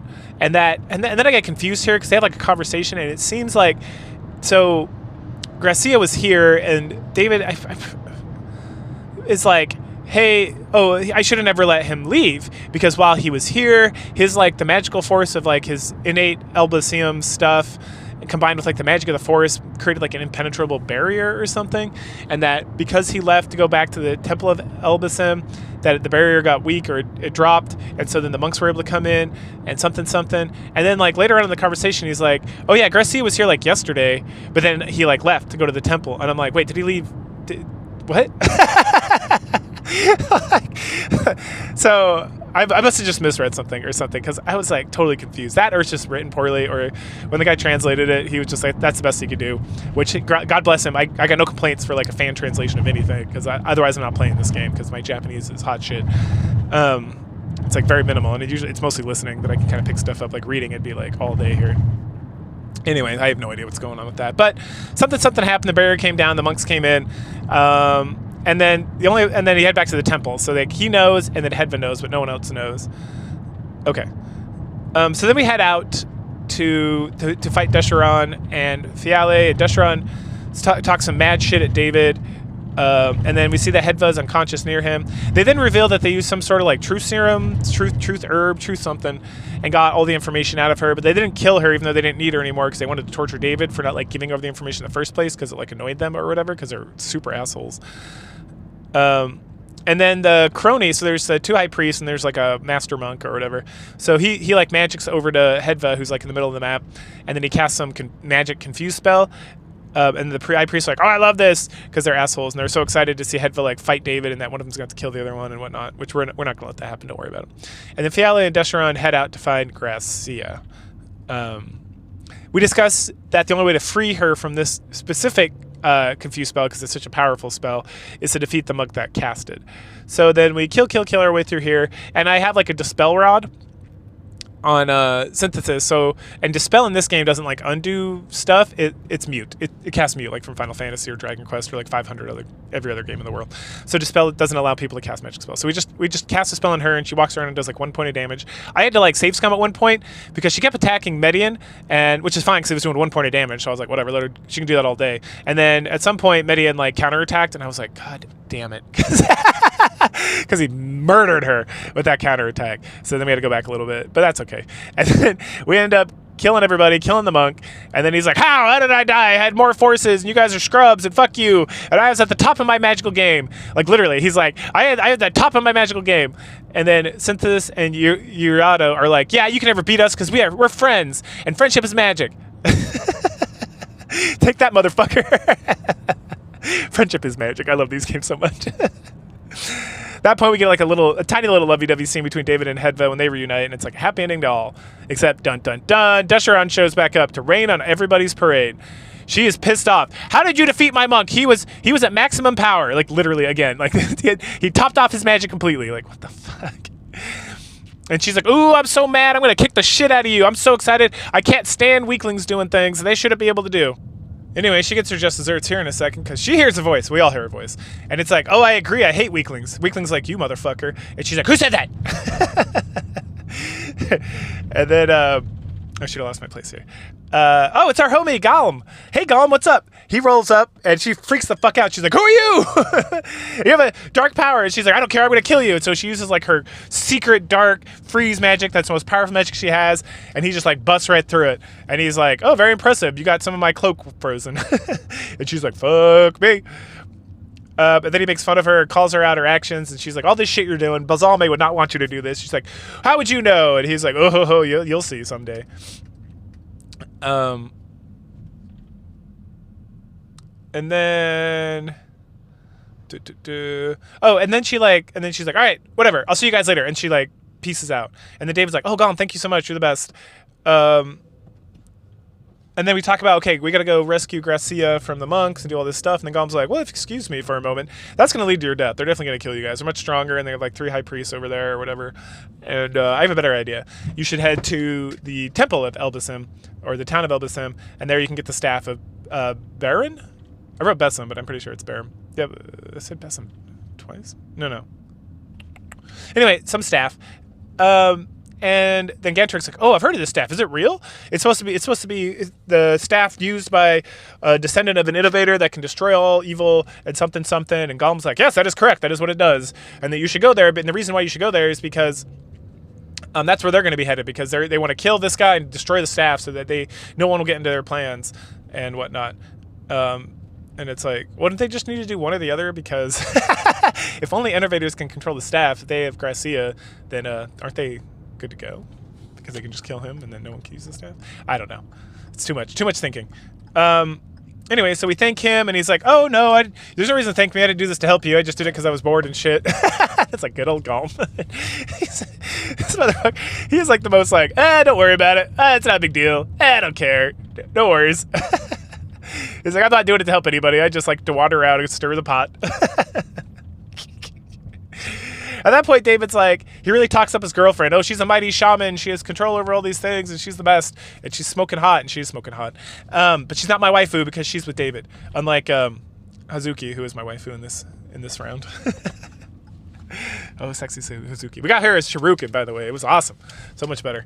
Because it's long distance. Unfortunately, it is like only long distance, which doesn't make sense because it's a thrown weapon, but whatever, I'll allow it. It is what it is. All right. So at that juncture, Hedva's like, yes, I would love to come with you. That'd be great. And so we head out. Once we get out of there, we see Baran, and it's like they're loading up a ship, and Campbell's like, oh, we got to get over there quick so that we can take care of this and make sure that we can get the ship before it takes off. And then David's like, look, over there's the road to Elisabem. And they look over there, and Synthesis is like, there's no road over there. It's just water. And then Gantrik's like, oh, yes, I have heard that this road only appears at like high tide or low tide. I think it's at high tide, but it's supposed to be low tide. And David's like, yes, when the tide comes down, only in the evening, then we can cross over to it. Otherwise, you got to take a ship. I'm like, cool, let's go get the ship. And then some monks pop out of the Baran, and they're like, we don't think so, motherfuckers. Time to fight. All right, fuck it. Let's do it. Halfway through this battle, Julian shows up. Hey, you remember Julian, right? He got knocked into the river by Gulm in Scenario 1. Well, I guess we're at the end of that river, because he pops up. He's like, whoa, hey, what's up? He sees that we're fighting the Bulzome sect, and he's like, I want to help. And we're like, all right, cool, sounds good, come on in. So he does. And then at some point he explains that he was fighting Gulm, a vandal, and he got his ass kicked. And then Gantrik mentions that, oh, hey, yeah, we know Gulm. He just helped us out. He's a great dude. He promised he'd come find us someday, and we'd hang out again. And Julian's like, oh, that's even more of the reason for me to fight with you. So when he comes back, I can kill him then. And we're like, okay, sure, whatever. It's shrug. We then, like, kill our way over to Barand. And right as we're about to get there, we see the Seagate, the Rogan ship, sail off. Oh. Row. So we can't speak to Rogan as he's gone, but we'll just head inside and wait till he comes back. But then we're like, nah, I mean, that path opens up this evening, so let's go just get some information and say, hey, we're here, we're going to go to Elbasim, and then we'll go do that. So we head inside, and we're chit-chatting about that, and the guards are, like, block the entrance, and they're like, you can't leave. And we're like, what? And it's like Rogan prohibited anybody from leaving to take the Holy Road because they sent out, like, a battalion of forces, and they all just, like, disappeared. Shady as fuck. Okay, so I guess we can't do that. At that point, we get into like an argument with them, but they're pretty set in their ways. Then David, our elf friend, he mentions that the former lord of Barand, who's Tybalt, the Republic general from like so long ago, I think he has long hair. It's like all the way back at the beginning of Scenario 1. I don't think we've seen him since. That he was here when Rogan's forces came over to take over, and they had him locked in the mansion, and when they finally broke into the mansion, he was gone. So there must be some sort of secret escape route. And we're like, okay, cool, yeah, we can figure that out. So we go about, we do our ransacking thing where we find all our like mithril ore that we may or may not craft into items at a later date. And then some other like random healing bullshit, which I've used the healing stuff a lot more in this because in Scenario 1, I had like 3 healers. I had Irene, I had Grace, and I had Kane. Did I just have 3 healers? I think I had 4, but no. But here, we really just have Uriato. Like, we have nobody else. We have 1 healer, and he's a good healer. He's got aura. Or if he doesn't have it now, he gets it very soon. And so he's good, but, I have 12 members of this team, so everyone's, like, chugging, like, medical herbs like crazy. When before, it was just like, oh, I had like a, what do you call it, an embarrassment of healing riches. Scenario 1. So, yeah, there you go. All right, so we search around, we head into the manor, we go down to the jail cell as we're looking around for this thing, and then we're discussing like not being able to find the way. We get some like weird stuff that it's like, oh yeah, there's a passage here that heads into here, and there's this, and like, oh, we've ransacked this place, there's no way for us to get out. And then while we're talking about all this, Donhort, who's a centaur guy, speaks up, and he's like, yo, what's up? And we're like, wow, what's going on? And we, from previously talking to people in the mansion, we know that when Tybalt escaped, he stayed behind and that they tortured him a little bit, but even through the torture, he like refused to say anything about anything, so he's a pretty good dude. And pretty much he speaks up because we're being loud, and we're like, oh hey, I recognize you, you're that guy. because Urato and Synthesis both have heard of him. And then we conversation turns to how we all have like a huge crush boner for Symbios and how great he is and how he's a great general and how he's so dreamy and how the yaoi that they post of him is like the most fantastic and erotic yaoi of all time. All right. Anyway, at some point we get over our Symbios bullshit and the talk turns back to like, hey, we got to get out of here so we can save Elbasam. And they're not letting us out of here and stuff. And then essentially Gantrak tricks Dawnhort into admitting that there's a secret passage and he knows about it by like using some like reverse psychology stuff and whatever. Anyway, he's pretty stubborn. And then at some point Synthesis mentions that also that we have to rescue Gracia, who's the godchild or whatever. And then Dawnhort's like, Gracia, he's in danger, let's go. And so then he like, go get the key and open this up. So the key's just like around the corner in the prison. So we pick it up, come back, open it up. He then pulls out this like crazy thing. It's like a T-shaped thing, and then he puts it in like the face of this monster that's like on the wall, and then it opens up a secret passage. And it's like, wow, that was super obvious where the secret passage was. Baller nonetheless. He then grabs all his gear and is like, let's roll out. And then we all head out of the thing, and we see a whole bunch of monsters. Once we get out, we're like, okay, there. It looks like the pathway. Oh no, before we get to the pathway. Wait, is it before we get to the pathway? Yeah, before we even get to the pathway, we see the tide's gone down, and so we can like head that way, but we got to go through like the beach / a desert level. Fuck you, desert levels.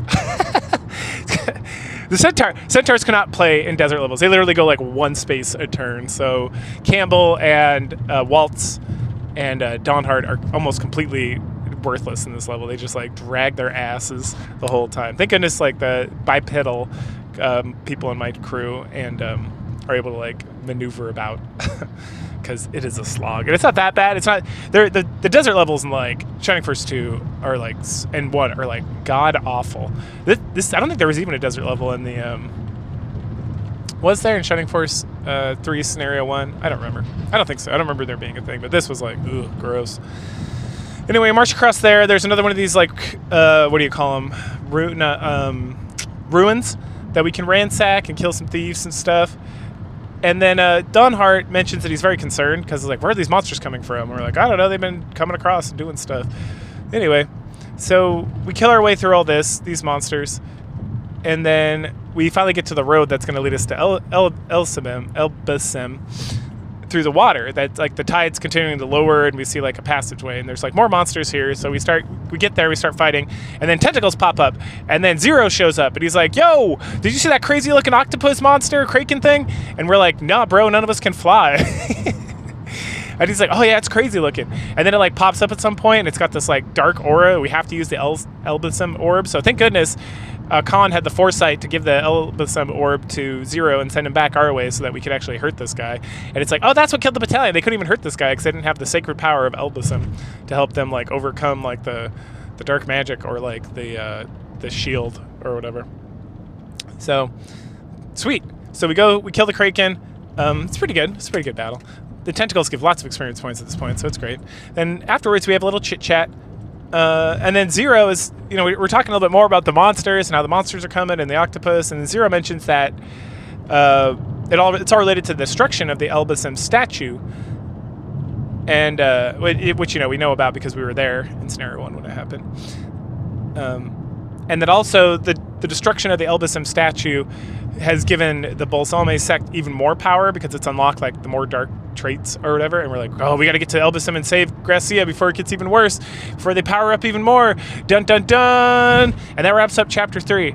And then we head right into chapter 4. And the beginning we get this like cute little cinematic sort of thing. It's not like a movie or an anime clip or anything. It's just like Campbell and Gantrak like miming to like somebody we find out later is the mayor of this Elbasam town. And then he goes up to like the watchtower and they like there's like shrugs and some exclamation marks and stuff. Awesome. Cool.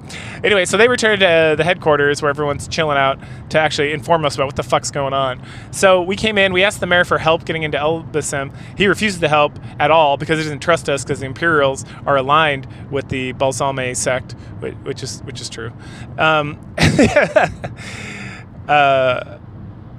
And then, let's see. what do we put that for?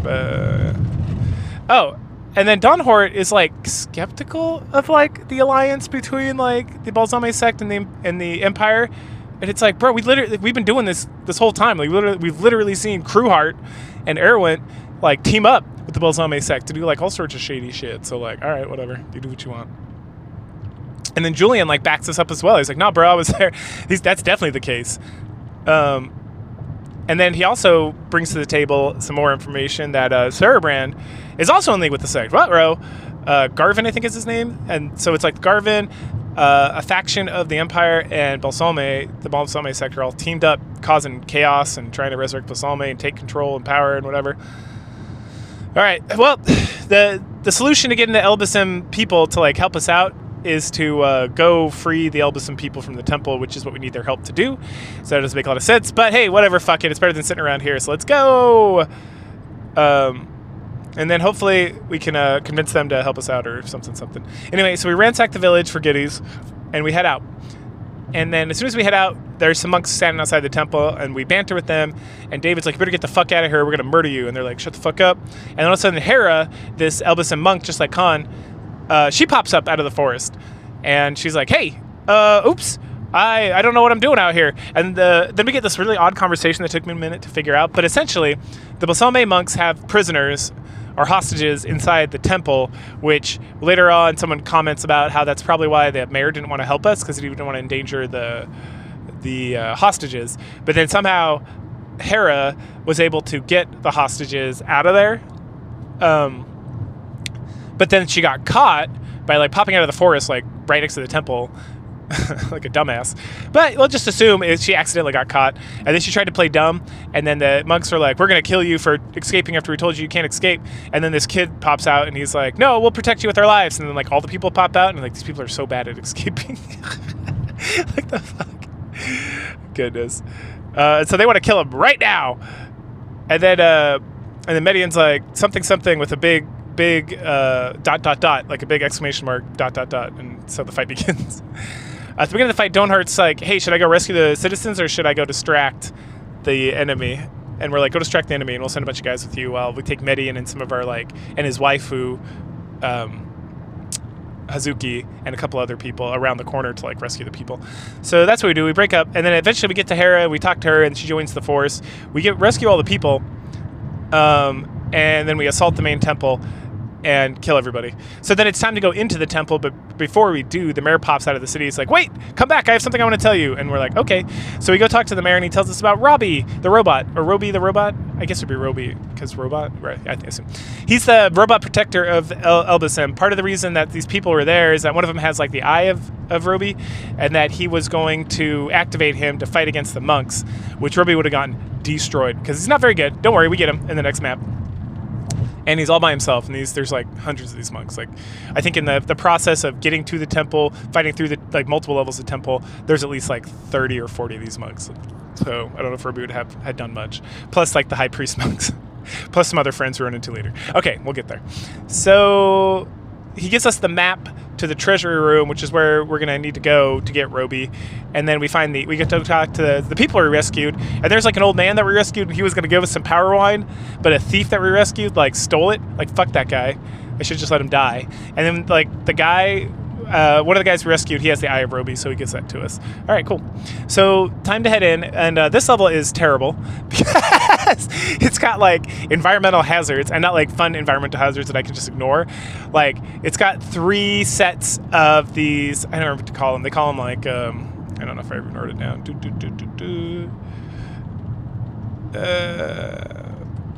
Oh, before that, okay, so when we first show up, we see all these monks standing around waiting for Gracia to show up, and then they're taunting us, and we're going back and forth with them, and then Fiale rolls in on some Pegasus with Gracia, which we didn't see any Pegasus that I remember in Scenario 1, but they play a predominant role here in Scenario 2.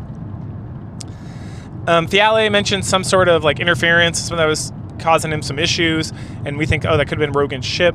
They didn't head inside the temple, and the monks out here are going to stay and fight us.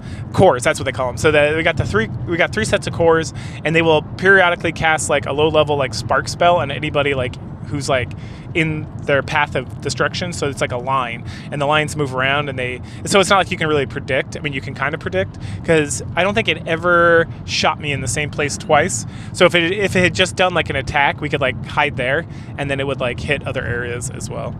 So good stuff, I guess. Okay, so then we send 0, which is absolutely necessary, because when we're in the treasury where Roby's at, to unlock the doors to get to Roby while the thieves are trying to ransack the place, we have to like fly up, and so no one else can fly except 0. So 0 has to go in there, and he has to be like first to go in there so he can like take care of business. And then we send some other crew in there to like block off the thieves. So thank goodness at least that, because the thieves like grab the treasure and they're running out of like the map, which destroys the ruins before we can even like get to Roby. But there's like the path they go to get out is like a single corridor, so we just like slammed a couple guys in there for them to fight to distract them so we could get Roby, and then we killed the thieves and got their goodies. So that was good. It was a good ruins run. And also when we get into the ruin, we open up the ruins and head inside, a whole bunch of like 3 assassins and some other guys pop out, so we need to leave some crew with Medion to like murder them. So we do, so that's good. So we have a good time.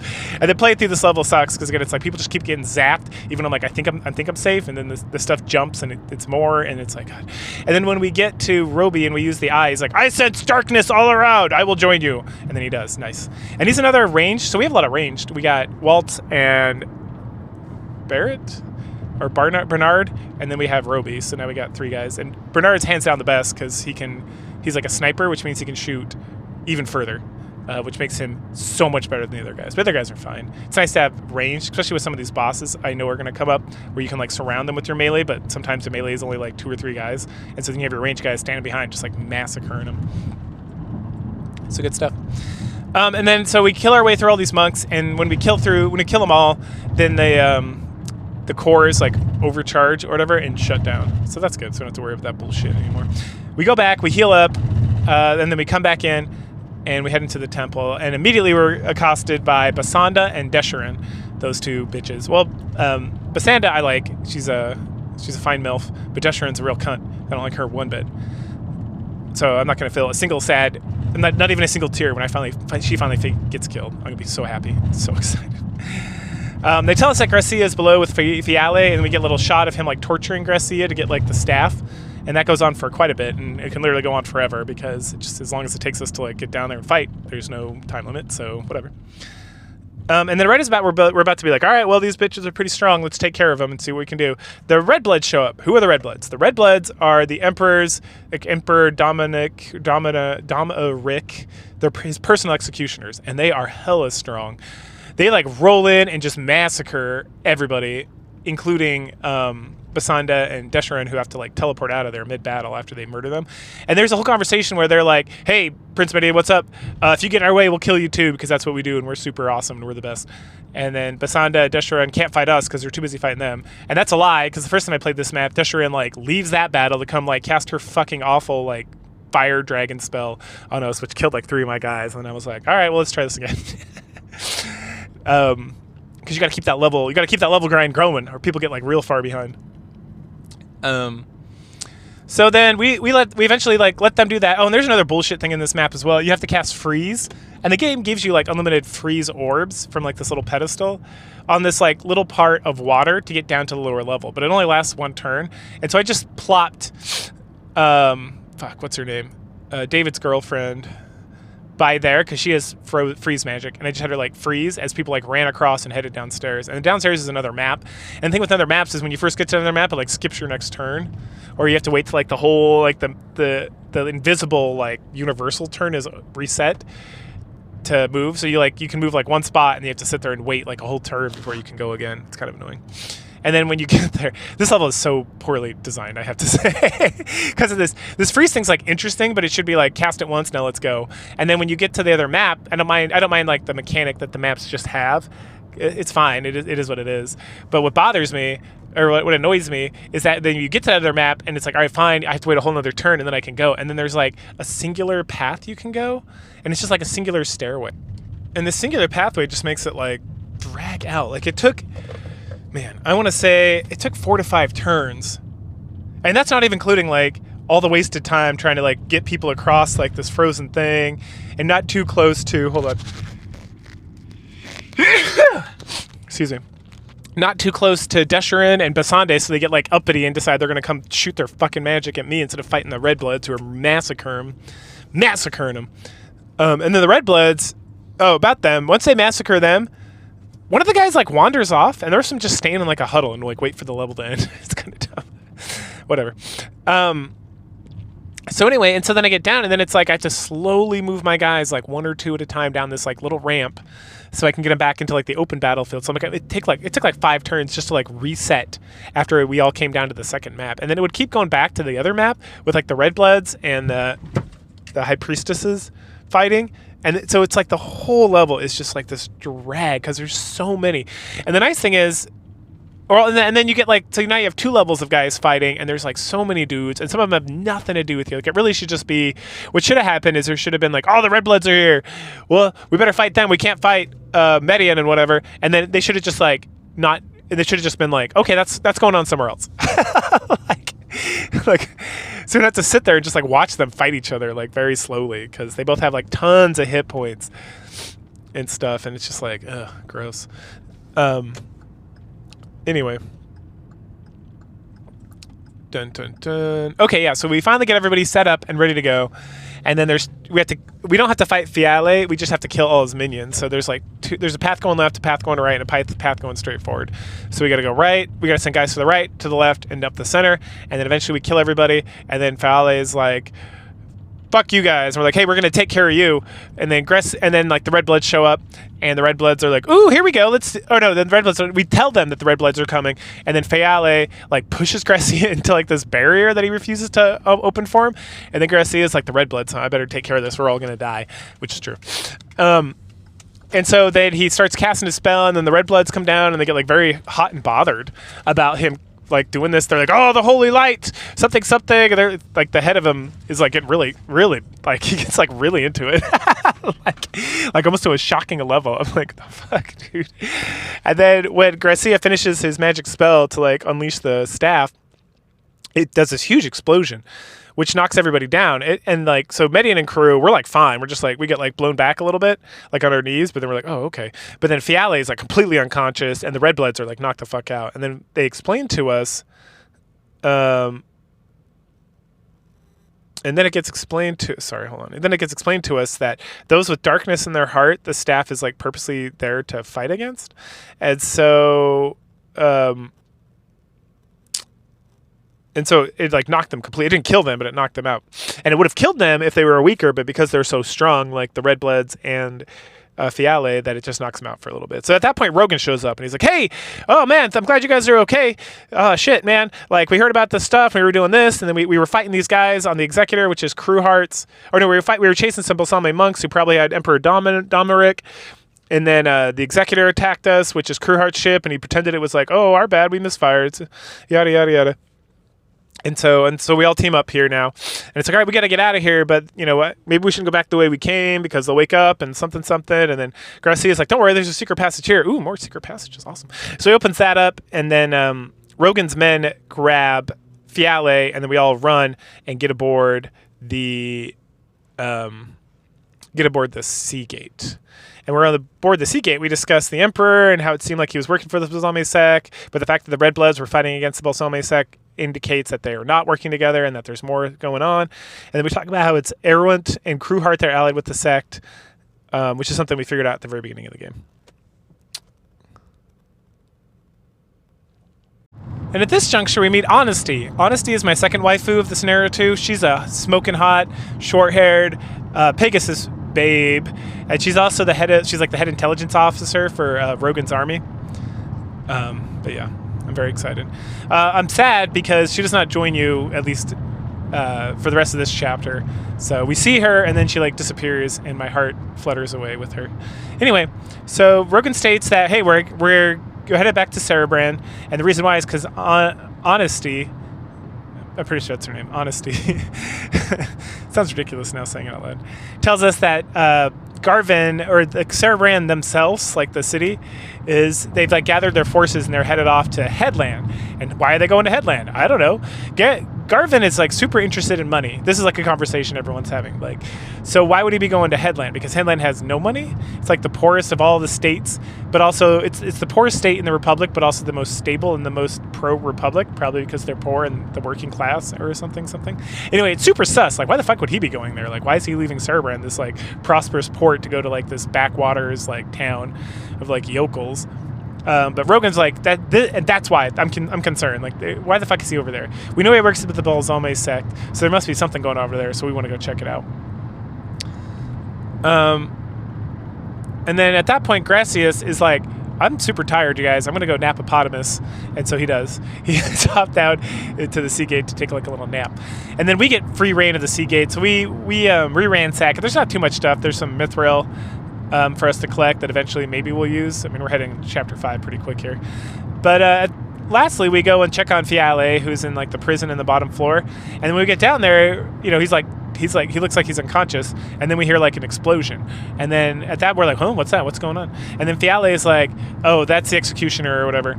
They're coming to, and then we're like, are they coming to get you, to rescue you? And he's like, what? Why would they come rescue me? And he's really smug about the whole fucking situation.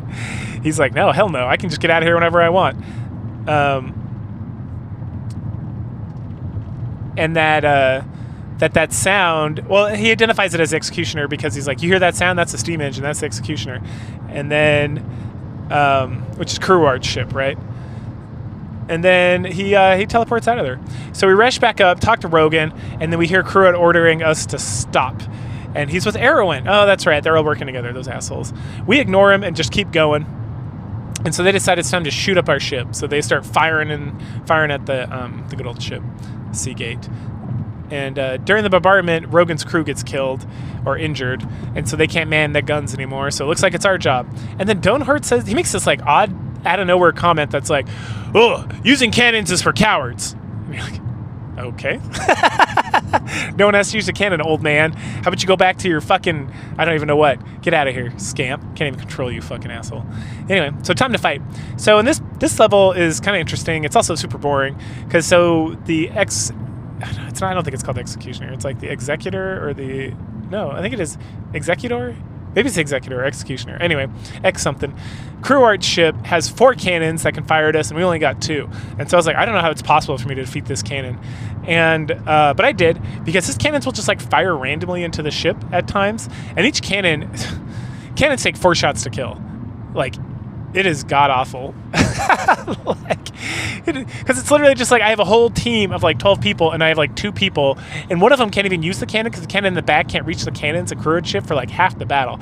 So I literally have one person that can do anything, and so he's just like fire, and eventually they fire on that cannon and kill it. And when they destroy the cannon, it kills Rock.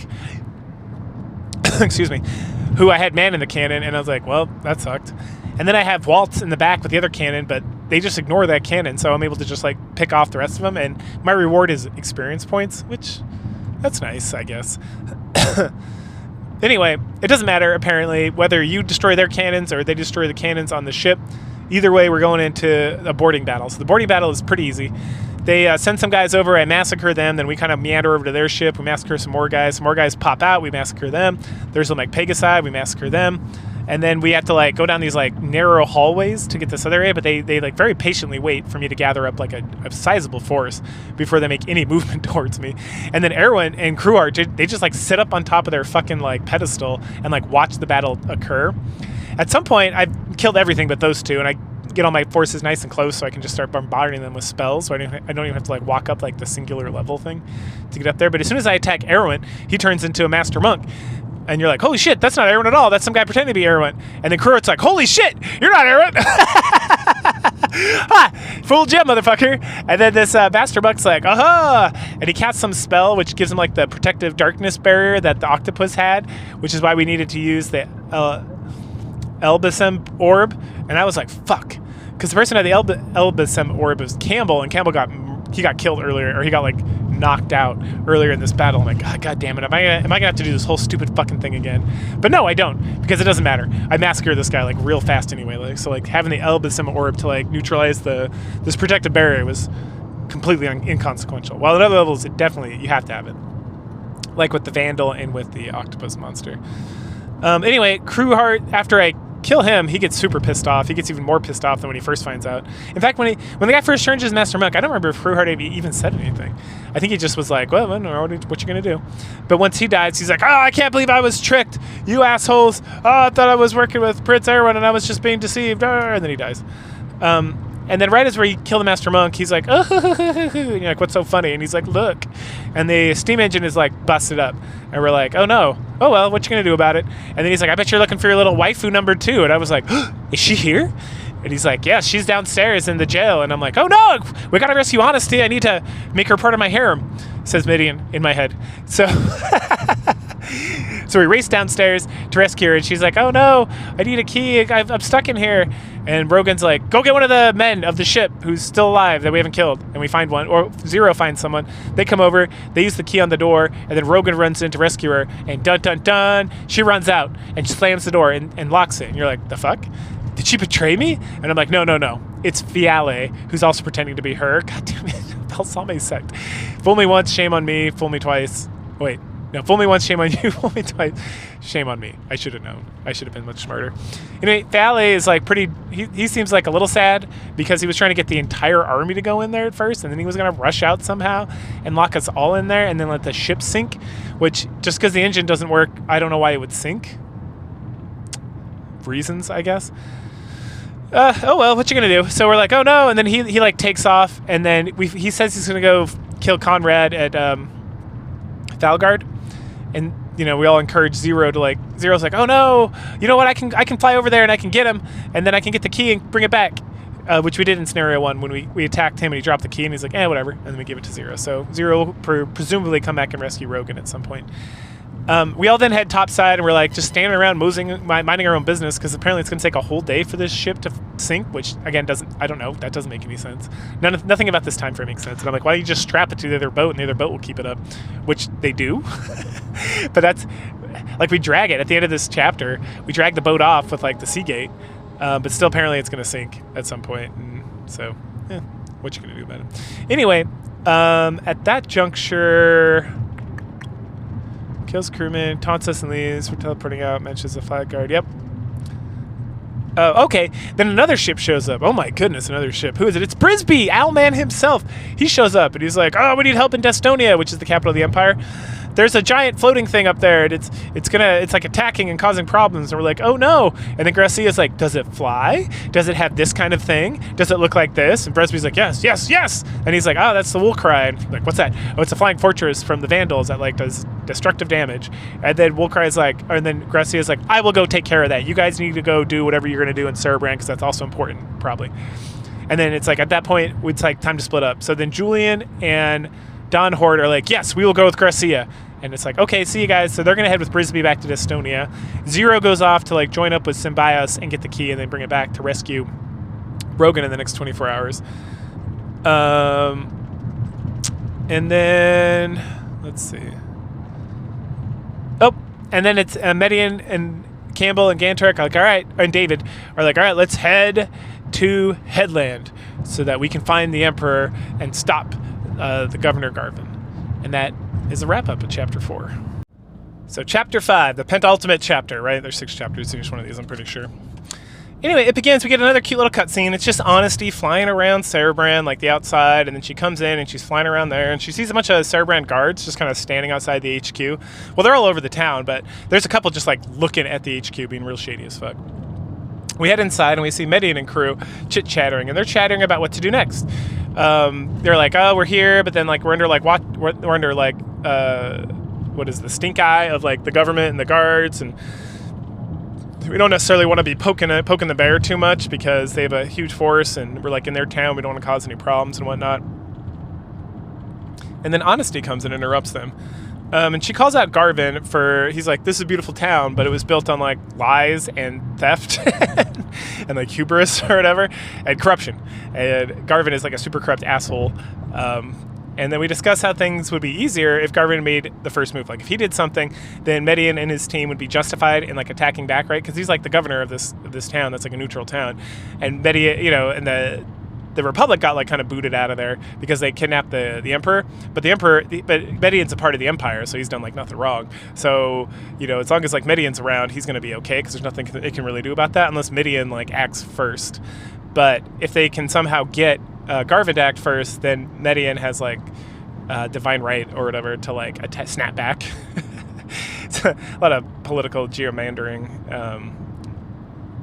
No, just not gerrymandering. I don't know. Talking and stuff. And then Honesty tells us that as she was flying in, she noticed that like the focal point of all the guards or the Saraban army is essentially on the HQ, that they're just like watching and seem to be waiting, right? And so then we talk about what to do next, and like we're here to investigate whether Emperor Domeric's still around here, he's been kidnapped, or like what the fuck's Garvin's doing and whatnot. And so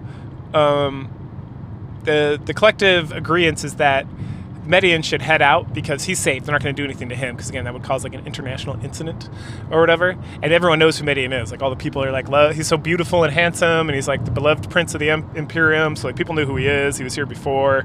And so it'd make like a huge scene, and the populace and like the nobles in this like neutral territory would be like, the fuck's going on here?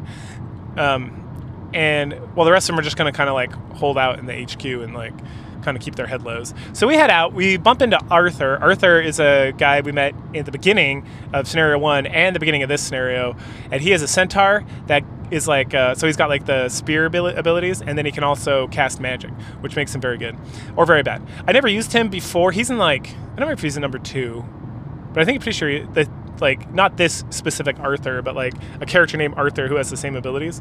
I used him a little bit in scenario 1. I never promoted him. If you promote him, he starts to learn magic and he can become very strong, but it's like a lot of effort involved. So I might use him here because he starts off at level like 6 post promotion already. So he's kind of like in line. I don't know. I was using him in the follow-up battle. And he was doing very little damage, but his spells were doing pretty good. So we might keep him and get rid of Roby. Because Roby's slow as shit. Like he moves last from the whole force, and he doesn't move that far, and so I'm kind of like, Anyway, because these games are all about mobility, right? Like the faster and the more space you can move, the better you can set up strategies, and the more you can like intercept or like heal other party members and stuff. If you're just like taking your sweet ass time and always dragging, and that's the problem I have with Waltz. Waltz is nice because she does, does a lot of damage, and he's ranged, but at the same time he's like slow as shit. As his movement's slow, so I might just need to find some way to like increase that movement capability. All right. Anyway, so he joins the force. Because he's very impressed with like what he's heard about our abilities to like be a leader and whatnot. We wander around some more. We find this flower lady from all the way back in scenario 1 that gave the flower to like the Baratran lookalike. And so we buy some flowers from that guy because the guy told me to. Because it's somehow going to help me in the future. All right, cool.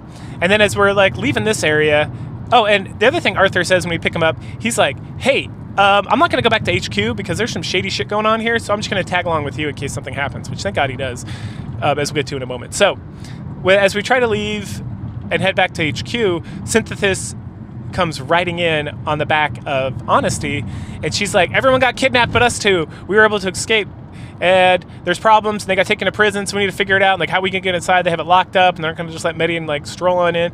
And then she's like, oh no, you remember when your Yato and I saw Kruor like walk through the back door? Didn't you get a key from him when we killed him? And I was like, did I? And I looked at my inventory and I was like, oh, I did. Damn. All right, let's do this. So we're going to go use the secret passages to get in there. Honesty, unfortunately, does not join our team, cementing the fact in my head that she is not a part of Scenario 2 outside of just being like a hot Pegasus babe. And so maybe she'll be in Scenario 3, would be my assumption, and maybe she'll be Julian's waifu at that point. So Medion's back to just one waifu, which is one less than Symbios, who had 2, Irene and Masquin. Unfortunately, Synthesis is gross. I want no part of that. And so there's been other like peak females besides Hazuki, who I still like Irene better. Anyway. So Honesty leaves us to go check on the sea gate and make sure everything's cool there. Adios, Honesty. We'll see you in Scenario 3, I'm assuming. So Synthesis, Arthur, and Medion, we head to that back area of the manor, and we use the Garvin's key to sneak in. to the whole thing, and then we get like a stealth time. So if you ever played like Metal Gear Solid 1, 2, or 3, like the originals, you'll know that the guards have like this cone of vision, and they'll like stand around and like look around. Metal Gear for like the Nintendo had the same thing, right? And so this is literally that. We just wander around, and if they see us, they just kick us out. So we don't fight or anything, which would be interesting in this game. And then, so the first thing we do is we run around and find like the treasure depot where we get like a sweet ass weapon for both Synthesis, which is the Vulcan staff, which is like the best staff I had Masculine using, I think, at the end of the game. And then this Mist Rapier, which Rapier is like Medion's special weapon for all the swords. And so that's awesome. And it gives him like a new Mist ability, which fucking murdered somebody in like one hit when I used it in a battle follow-up. I was like, damn, this is good. It's good shit. So that's awesome. And then some more ores, of course, and dark matter and stuff, which eventually we'll get to. There's a blacksmith in this town, but I'm like, whatever. My guys are like crushing it, so like I'll just worry about it when I get to like the final blacksmith's shop, and then we can just get like good weapons for people who don't have like super good weapons at that point. Oh yeah, and when they catch us, they're just like, Prince, what are you doing here? You're not allowed to be here, and they boot us out. So we work through here. We eventually get to like this hall, which is fun, and we can just talk to some nobles and like, oh, Medion, you're here. We love you. Blah blah blah blah blah. And it's like awesome. And eventually we get down to the prison, and inside the prison there's a guy, and he's like, he's jaw-jacking with Gantarak and Campbell, and they're like, we catch him actually before talking to another guard about how Medion's forces just being very calm, and they didn't like fight back or anything because they knew Medion would come and save them, and this is like gives them like umbrage to like fight back against Garvin because he like made the first move or whatever. So then we show up and they're like, aha, he is here to save us. And the guard's like, oh no, and he like summons more guards, and then we begin the battle. And we start off with just Arthur and Medion and Synthesis. And I gave Synthesis the key because she can move really fast, and she moves kind of high up in the order, and I didn't want to like waste Medion. And so she starts just unlocking the doors. And this fucking battle kind of sucks. It's not as bad as when I started playing it, and I don't know if it's just because my characters are like beefed up already, but it's super annoying and kind of drags. So the enemy like slowly filters in from like two different sides, and so we run up and we kill the guy with the key. But I have Synthesis kill him, so she gets the key, and then every turn she just moves to a different jail cell and unlocks the door. And once you unlock the door, that person can move to the table in the middle of the prison area, and when they go there, they investigate and they like re-equip all their gear. So that's nice. So it's like a real slow roll. Fortunately, I have Hedaba or whatever, David's girlfriend. She's in like a prison cell, like on the north. So the prison makes like an L shape, and she's almost in the last prison cell at the top. And I'm like, oh man, I'm never gonna get to her to release her. I did eventually, but the nice thing is the guards that come like by her, they literally like clump up right next to her cell, and I'm like, oh. Like, you dumbasses. And so she just stands there and like casts magic. Like I think she even gained a level. Like she just like beats the shit out of them while they're like slowly moving by. And so when they get to like my main force, they just get like massacred. And then the backup force that came from around, like at some point they're like all the enemies are like moving real fast to get to the center. And then probably because the guys who made the game were like, oh, we made this way too fucking hard. Because if they just kept moving at that speed, I probably would have died. Just because it's like, how do you keep up with this bullshit? So at some point they kind of like slow down and like take their sweet ass time, or they do that thing in these games where they don't move till you get to like a certain spot, and so they like line up and they just like wait, so it becomes much more manageable. Which at first I was like, Lord Christ, give me strength to beat this level, and then it was like, oh, that wasn't hard at all. So yeah, so we just go through, unlock everybody. I think I lost I keep wanting to say Masculine.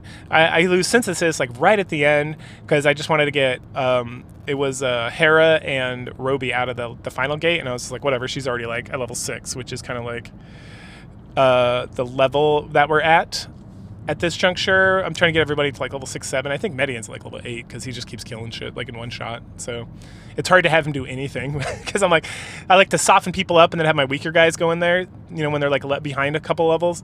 Because I still got like Hera's still like level 2, but I don't know if I'm even gonna really use her long term. We'll see. But everyone else is like 5, 6, 7. But then Medion will go to like hit somebody and he'll just like use one of his special abilities and he'll do like 100 damage, and it's like, well. Okay.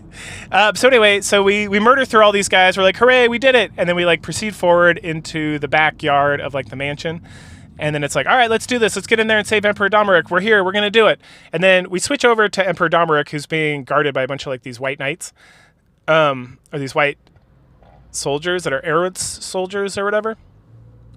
And then we get Garvin and Arendt talking about how Arendt is, going to kill his way to be like the new emperor, and that the guy from the very beginning, Fidet or whatever, who like gave us good advice about getting in touch with Rogan and said, don't worry about your brother and stuff. He apparently is the main advisor for Arendt that was assigned by King Domeric. And then King Domeric like sass-mouse Arendt, being like, yeah, I wouldn't mind if you like took control of the empire, but you're not doing it by yourself. You're doing it with like who's actually controlling who's like guiding who's making what decisions, because you're relying on like Garvin to like whisper into your ear, and then the Bulzome sect, and like, are you really doing anything? Like, you really deserve to be the emperor. And so they sass-mouth back and forth to each other for a bit. And Arwen's pretty stubborn about the whole situation. And then at some point Domeric because he was the forson of the previous emperor, so he killed his way to the throne as well. And he's like, well, you got me there.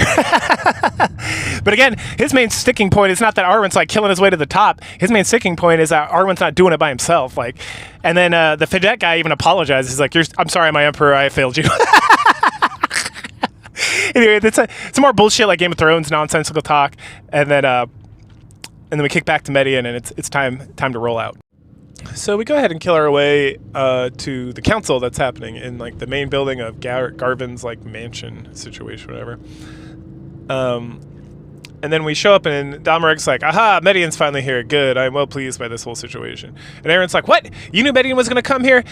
So you knew your sons were going to fight, or whatever. And then Domeric just doesn't say, he's like, I'm not going to say anything. And then Garvin's like, I've had enough of this bullshit. You need to give the execution order for your father and be done with this asshole. And Arwen's like, guards, like, I order you, I order you. And then Faraday, his like advisor, right, who definitely has like been working things behind the scenes, I guess. He's like, no, prince, let me do this. That way you don't have to soil your hands or whatever. And everyone's like, oh yeah, you do it. So Ferret walks up to the king, or to the emperor, and he's like, he whispers something to him. He's like, hey, as soon as I grab you, we're gonna move back to the wall. So ready, go. And so he like pushes Domeric past the guards, and then him and he goes to like stand in front of Domeric, the emperor, while he's standing against the back wall. And then he's like, guards, protect the king, like royal guards, protect the king. And so they all surround the king. And then Arwen's like, Federate, you're a traitor. And Federat's like, like, I have always sworn my loyalty directly to the emperor, so the only traitoring being done is you, or something, because you tried to kill the emperor. But me, I'm great. I'm super loyal and shit. And then he questions like, but you helped with the abduction plan to abduct the emperor. And then he's like, yes, because that is what my emperor ordered me to do. And everyone's like, because it's like, wait a second, you also set up this abduction on purpose, emperor, because you wanted to start a war with the Republic so that you could reunite the entire kingdom. And Domeric's like, you bet your ass. And then Garvin's like, oh, fuck, what are we gonna do now? And then Garvin's like, let's summon the sect. We still have them on our side. And they both like yell like, Desharin, mommy Desharin, they're not playing right. Come help us. And so she shows up, and she's like, the fuck's going on here? And then they're like, oh, good, you're okay. How was Elbasam Temple? And she's like, it wasn't great, but I'm fully recovered. She literally says I'm fully recovered. And Basanda, she's recovered, but not fully, so we'll see how that goes. And then she's like, what's going on here? And she's like, oh, I see. There's some assholes, and you need some help here. All right, that's fine. Hey, we're getting ready to attack Aspinia. I need you guys to get over there and make that happen. So, whatever. So let me take care of this little bullshit. And so she summons a bunch of monsters and monks to fight, and then we start moving forward to like kill all this shit. And then guess who shows up? The individual I probably hate the most in this game, Yasha, because he's a real asshole, and he killed my waifu's Hazuki's dad. So fuck that guy. I don't know if he killed him directly, but the whole situation is because of him, I feel. So then when he shows up, he's like, hey, Symbios defeated Fafhard, and he's crushing it up there. He's doing real good. Like, there's not much we can do to stop him.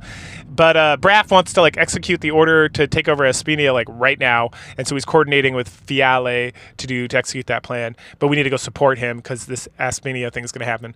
And so he also mentions that the Seagate has been captured by Erwin's men, and they can load up and they can go do that. They can take that over to Aspinia right now. And hilariously enough, it's one of those situations where they're very obviously, Yasha's like, oh, yeah, the Seagate's packed up and ready to go. We should get out of here. And then he grabs Garvin and Arwen and like pieces the fuck out. And so Destron even orders her. She's like, get going, I'll take care of these assholes. She doesn't. But and then she blames it on being weak. And it's like, motherfucker, you just told them you were at full health, you dumb bitch. Fuck. I hate Destron. She's the worst of the high priests, I feel. I don't know, but that Garote guy seems like a real asshole too, but I've interacted with him like twice in both of the first 2 scenarios, so I'm like, whatever. And Thiale is almost like comic relief. He's such shit. Every time I run into that guy, I kick his ass. And the Basanda is our precious MILF, so I like her, actually. Even though she's also kind of a cunt. All right, anyway. So we continue to fight. We save Domeric. He gets attacked. His guards get attacked by some monks, but they just kind of like take it, and they like very half-heartedly fight back.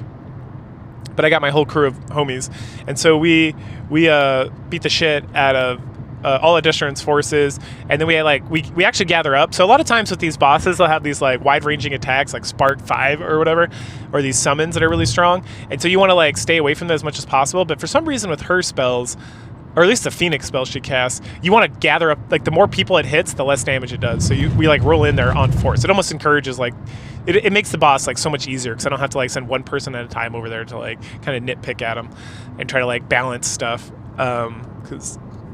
so that these spells aren't like devastating my whole force.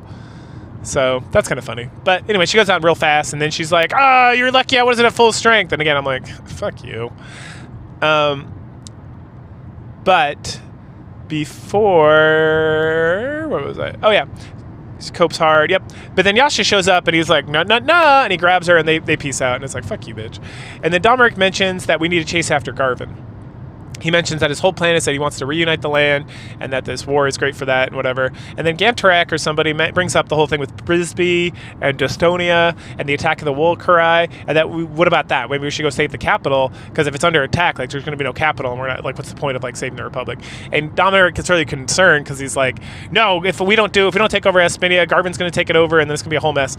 And as a side note, I'm looking at Garvin this whole time, and I'm like, is he a Vandal? Like he looks sort of like Vandalish. Like the Vandals have like green skin and like elf ears, like they're almost like anime goblins. Like if you've ever seen like an anime with a goblin, they look like they have like really green skin, and they're kind of ugly, unless it's like, you know, a hentai anime or something with like goblin girls and they're smoking hot, or like slime sama. What's that called again?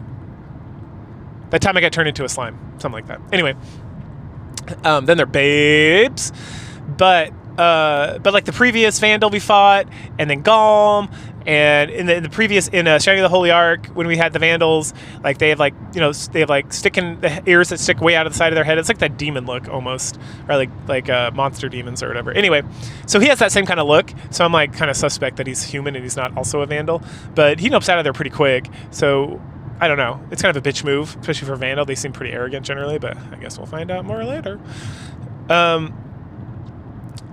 And so Domeric is like he's like putting his foot down. He's like, no, we gotta go do this. And then he asks, and he's not gonna lose this opportunity. And then he orders Federate to like take Erwin's forces and like reorganize them so we can get the fuck going. And at that point, Honesty shows up, and everyone's like, Nani? And she reports that Arwen's men have taken over the Seagate, and that they let the executioner go, and that Rogan's still trapped there, and he's probably going to die. And the Domeric's like, that's very sad, I liked Rogan. but there's only so much we can do, and we're at war, so like, what are you going to do about it? And then he's like, Honesty, I need you to take a letter to the capital, to Brisby, or no, to Majoron, the oldest son. And it's like, what's going to be in that letter? No one knows. So he's like, I'm going to go write that letter. And he starts to walk off. But before he goes, he stops and he's like, hey, one of you guys mentioned that you sent troops over to Destonia with Brisby to like take care of stuff. Who'd you send? And we're like, oh, we sent Gracia. And he's like, Gracia? The holy son of the holy godson or child or whatever, blah, blah, blah. And we're like, yeah. And he's like, does he have the staff of Burm? And we're like, yes. And he's like, ooh. And then he kind of wanders. Then him and Frederick like whisper and like walk off. And they definitely share a look. Like we see like the king and it's like ... and then Federate and it's like ... interesting. And then they both wander off. And so as we're heading up the mansion, we see Honesty just waiting, and she's like, I don't feel right about this. I don't know what's going on. I don't know. I'm loyal to the Emperor, so I'm just going to do what he says. And the Emperor is like locked in a room, like writing the letter that he's going to send out. And so we just kind of meander our way out of the mansion, because we're like, we have like a conversation with our crew, and we're like, okay, well, we don't have the Seagate, so the way to get to Aspinia, we're gonna have to travel through like the desert and the mountains. but like I don't like what's going on here. I'm not like, we don't want to fight Symbios. There's like a whole conversation about that and working together, and we have to be like, yeah, of course we're gonna follow you, my father / emperor. Like that's the rule, but we don't like it, right? And so we're like, well, maybe we don't have to fight Symbios to the crew, but at least we got to protect the emperor. Like, so we at least got to get him over the mountains and through the desert so that he can go do whatever the fuck he wants to do. Because once he's there, he'll have like all his force, or he'll be out of danger or something. I don't know why, because he's gonna like assault this town that's being assaulted by someone else, like the Battle of Three Armies. But if we get him there, I guess he'll be safe. Justification didn't make a lot of sense. Anyway, and so then we head out at the mansion after that conversation, and then Honesty approaches us. She's got the letter, but she still has a lot of concerns. She's like, I don't know what's in here, and I feel like I should read it, and I wish I could consult with Rogan because I just feel like something's off, and I don't know what to do, but I guess I'm just going to do what I'm told because that's the kind of lady I am. And then we say goodbye to the future waifu of Julian, the main character of the next game, as she flies off to Dystonia to be with him. And yeah, it's time to take the Emperor and head on out. As we head out of Cerebrand, we run into our old friend, Garrosh. Y'all remember Garrosh, don't you? We met him all the way back in the second battle of Scenario 1, if you saved him. If you didn't, I guess you get Jade, his brother, to join you. But I saved him, so he is like, oh, hey, Medion, you're the prince. And I know that I've heard rumors that you are friends with Symbios and such. And I owe Symbios a great debt, so I want to repay it. So I'm going to do that by joining your forces. And I'm like, cool. That was a long time ago, man. Like when I saw him there at the entrance and I went and talked to this guy because he was in my way. And he's like, aha, I'm going to join your forces. I was like, the fuck are you? And then I thought about it real hard. And I was like, oh, yeah, with Hayward. I remember those guys. They were trying to rescue the Emperor or whatever, I think. Man, that was a long time ago. Obviously, if you watch these videos back to back, you'll have more information than me. That was like months ago at this point when that happened. So I was like, the fuck is this guy?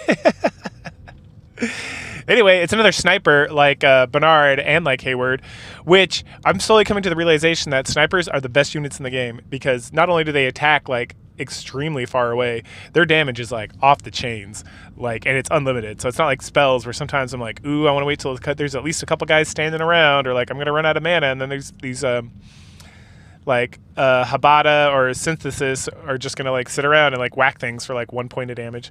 That's the other thing that's interesting is I feel like my mages, like Masquin, even if she was like running up and punching things in the face, she would do like a decent amount of damage a lot of the time. Like for most, I mean, I mostly used her for magic, but every now and again when I'd run out, I'd just be like, whatever, I'll get a hit point here and there. And I'd go hit and she'd do like 10, 15, 20 points of damage, which some of my damage dealers aren't even doing that much, depending on like weakness levels. I was like, damn. And here, when Synthesis or Havada attack, they do 1 point of damage. I got like the best staffs. I think I missed one because I needed to like exit out of a battle and go back and track one down, but I mean, whatever. I got like the Volcanon staff. That's what Masquin was using at the end of the game, from what I remember. Anyway, so we go out, we cross over the docks or whatever, like Symbios did all the way back in Scenario 1 at the very beginning. And then as soon as we pop out, Zero shows up. He's like, yo, what's up? I'm back. And guess what? I rescued Rogan. Hooray. And we're like, hooray. And then he's like, yeah, and Honesty came over and they chit-chatted about the letter, and then they went off and had a secret meeting, but he won't tell me about it. And we all look at Rogan and he's like, I'm not going to tell you guys shit. And we're like, okay, whatever. What? Okay. We didn't get information. Zero fills us in on all the stuff that's been going on in Symbios' life, in case you didn't play Scenario 1. Lord Conrad was killed by Fiale, which is sad. The Republic's in complete disarray. Fafhard turned against the Republic and got killed by Symbios. The whole Edmund thing, which we're pretty much tracking because we were there when that happened. And at that point, Domeric, the Emperor, comes out and he's like, ooh, things are falling into place. And then he orders Rogan to join the Royal Guard and follow along with him in the back, which is nice because they just have like a crew of dudes that sit in the back there and like, I don't know, protect the Emperor from getting attacked, which Emperor loves to run into battle. So I always got to keep a couple guys just like Zero specifically because he's got so much distance and agility that it's like he can like follow him around, and if he tries, when he decides that he's gonna run and attack like some fucking boss, Zero can like intercept and like dump healing stuff on him and stuff. It's like, God, dude. Anyway, so yeah, it's it's like 5 or 6 white knights. There's Rogan, there's Farit, and then the Emperor. And so the Emperor is actually not bad. He was beating the shit out of something at some point in one of these like next couple of battles. He tags along for a bit of time. So the first battle, we get some info from Garrosh. It's we're headed to Headland, which is like a separate part of something. I was kind of confused. I feel like it was never fully defined if it's like a neutral territory or part of the Republic. It seems like it's part of the Republic. Based on like prior conversations, I think someone mentioned like Gantoric or somebody when they were talking about Headland before mentioned that it was part of the Republic. And then there's also Swampland, which is also part of the Republic, I guess.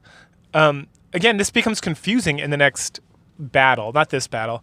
But anyway, so Jade is a member of Headland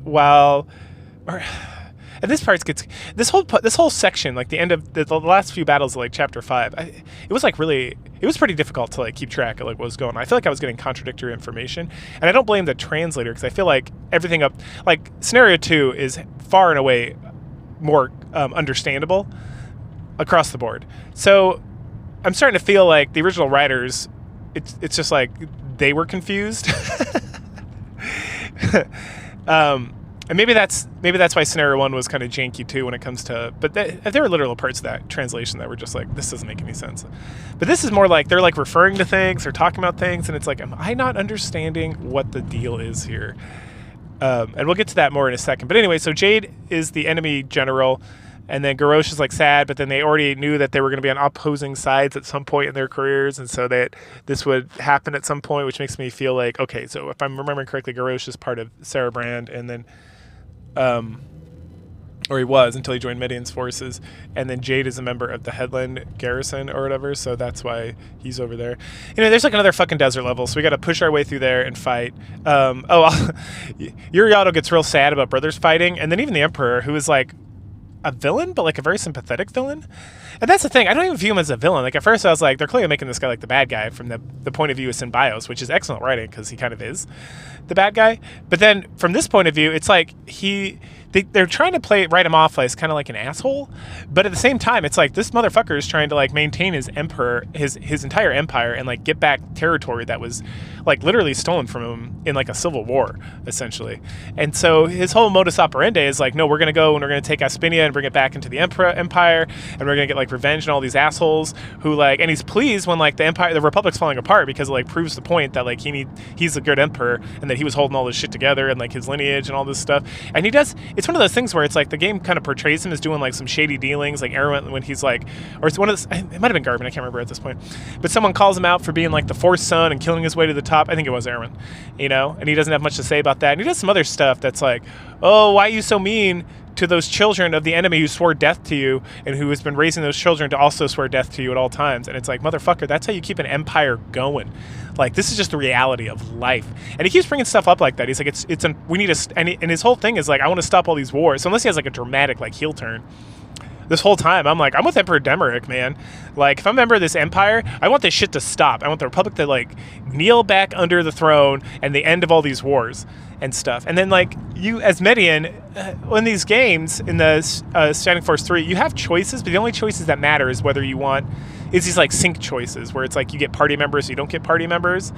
Other than that, like it'll give you like options, and like I'm 100% with the Emperor, like in my head in like real life, because that's how fucking real life works, and I don't live in like a fantasy world, unlike this game, which isn't a fantasy world. But this game plays it off as like this is like realpolitik kind of stuff, where it's like you have to have a strong, if you're gonna have a fucking empire, the Emperor has to be cruel and has to be seen as cruel to some extent, because like if you push back against the Emperor, he needs to push back 10 times as hard, because you have a fucking empire, and an empire is like a kingdom of nations.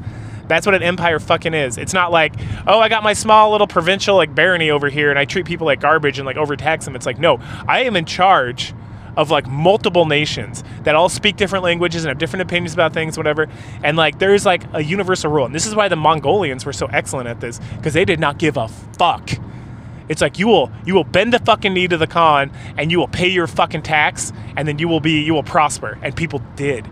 And so they did not rebel, because when they got in there and they put their foot down on these governments, which none of these governments are ever, government is never beneficial to the people. But when you finally fucking had like an overarching empire with like the Khans, and the Khans actually treated people well and let them do whatever the fuck they want. Like if you're like, we're Islam, we're Islamic, and the Khan was like, I don't give a fuck. We're Christian, I don't give a fuck. Do whatever you want. As long as I get that, as long as that money rolls in and you guys aren't fighting with each other, I could give it two shits less. And like the Mongolian Empire was like the center of like peace and prosperity for all of Central Asia, going into like Eastern Europe for forever. Like the Ming Dynasty is literally the Mongolian Empire, and they were like prosperous and peaceful as well.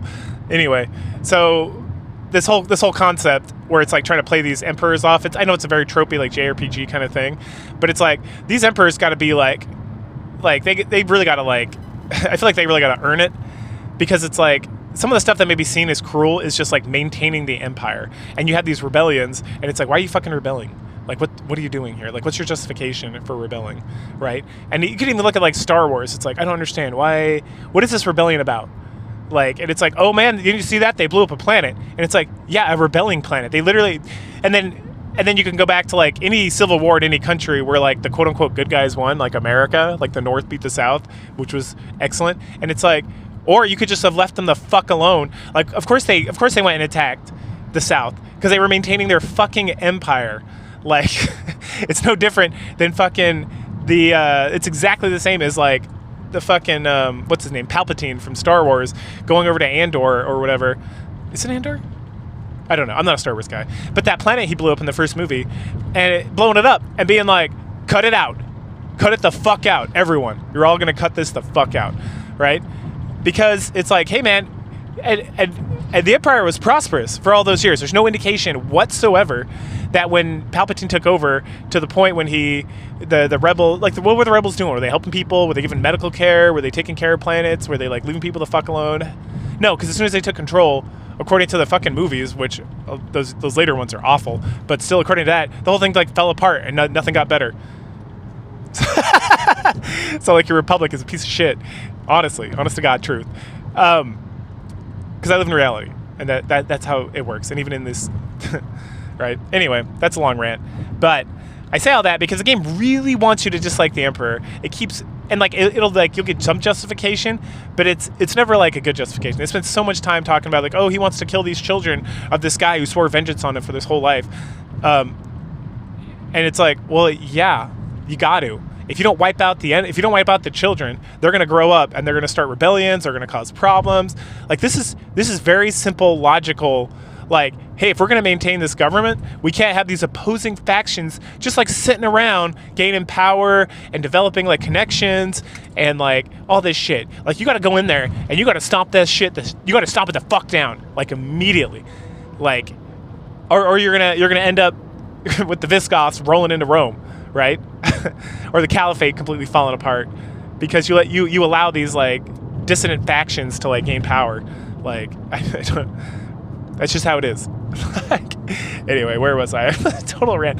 So we march our way through the desert, and it's not that bad. It's not as bad as the beach, and definitely not as bad as like the earlier Shining Force games. And then you kill Jade, and Jade and Garrosh have like a very sweet like send-off, essentially, where it's like, oh, I'm sorry, brother. It's like, no, it's okay. We always knew this day was going to happen. Some old bullshit, blah, blah, blah. And then the Emperor, again, talks about how he needs his drive to unite the empires, to end war, and to help it, to make sure that brother doesn't have to fight brother anymore. And it's like, yeah, I mean, that's a noble cause. How you go about it might have some effect, but like there has to be some level of cruelty for this to happen. Like, you're not going to just win over the hearts and minds of disparate groups of people to just like be happy about being subjugated under like a universal governance. Like, that's never going to happen. That's not how human beings work. And I'm not even pro-government. I'm a fucking like anarchist communist. But like in the justification, you're trying to demonstrate that this guy in this game is not a good person. And all I can say is like, well, I don't agree with like having an empire, but if you're going to have an empire, like there's one way to do it that's always worked, and there is no other way to do it, because human beings are assholes and can't just be content. Especially when they get a little bit of that like power in their eye, because it's always driven by the nobles, right? Like, who rebelled against the British? It wasn't the peasantry in America. It was the upper class, right? Like George Washington was almost a literal king at some point, if he had not like stepped down from the throne of being the president. He was like the richest man in America. Like, come on, who are we fooling? Okay. Oh, and then Jade, he warns Garrosh that Headland and Swampland have like teamed up and that they're setting an ambush for us in the cave up ahead. So we decided to go to, I think it's Ior, which is the town that Garrosh and Jade are from. We ransacked that place. We talked to some people. After the Emperor and Ferret and Rogan like head over to the town first, Gantorek, Campbell, and Medion, they have like a little conversation about how it's going to be real hard for the Emperor to unite everybody because the Republic already rebelled once, and so they're probably going to rebel again. And so, what's it going to take? Anyway, in the town, we're able to, we snatch up some pigs that are just hanging out in like a pen, and we take them to like across town, and then they dig up an egg. And of course the egg is our new penguin friend that immediately stays in the headquarters and will never be spoken of again. We then give some flowers to a girl who just wants to see flowers. A sad kind of thing. Poor thing. And then she gives us the map for the ruins for the next level, which ended up being a total bust. But I mean, it is what it is. If you can get in there and get those ruined treasures, I'm not going to like reset the game for it. The game's not hard enough for me to like feel like I need to get like these super overpowered items. So whatever. But we finally head over into the cave, and there we meet Cyros. And Cyros is the Lord of Swampland, and he is a real asshole. Like, this is where I get into like the main thing where it's like his justification for ambushing the Emperor and being upset at the Emperor is like, it's like a dalliance of his own making. Like I don't know if I said that correctly, but to break it down, what I'm trying to say is that he joined the rebellion to rebel against the Emperor with Conrad, and then the Republic got formed, and then the Emperor cut them off, him and the head of Headland, because they both joined Conrad, so they couldn't go back to Dystonia and be like nobles anymore. And the Emperor's like, and then let's see if I wrote down exactly what they said. It was like mind-boggling. I'm like, wait, you're upset that you made a decision to do something, and that decision led to the most obvious conclusion that even like a complete fucking retard could have figured out, and then you're upset that you got the conclusion that you literally fought to get. Like, the fuck is wrong with you people?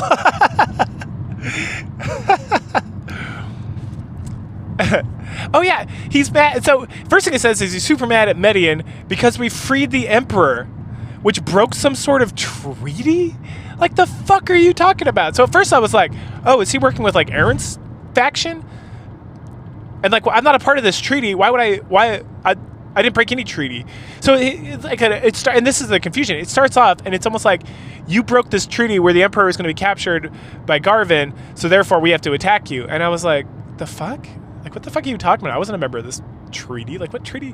Like, it's like we all made a deal behind your back, and you didn't follow through with this deal you didn't know about. So now we're all mad because you didn't follow through with this thing that you didn't agree to or even fucking know about. And I'm like, go fuck yourself.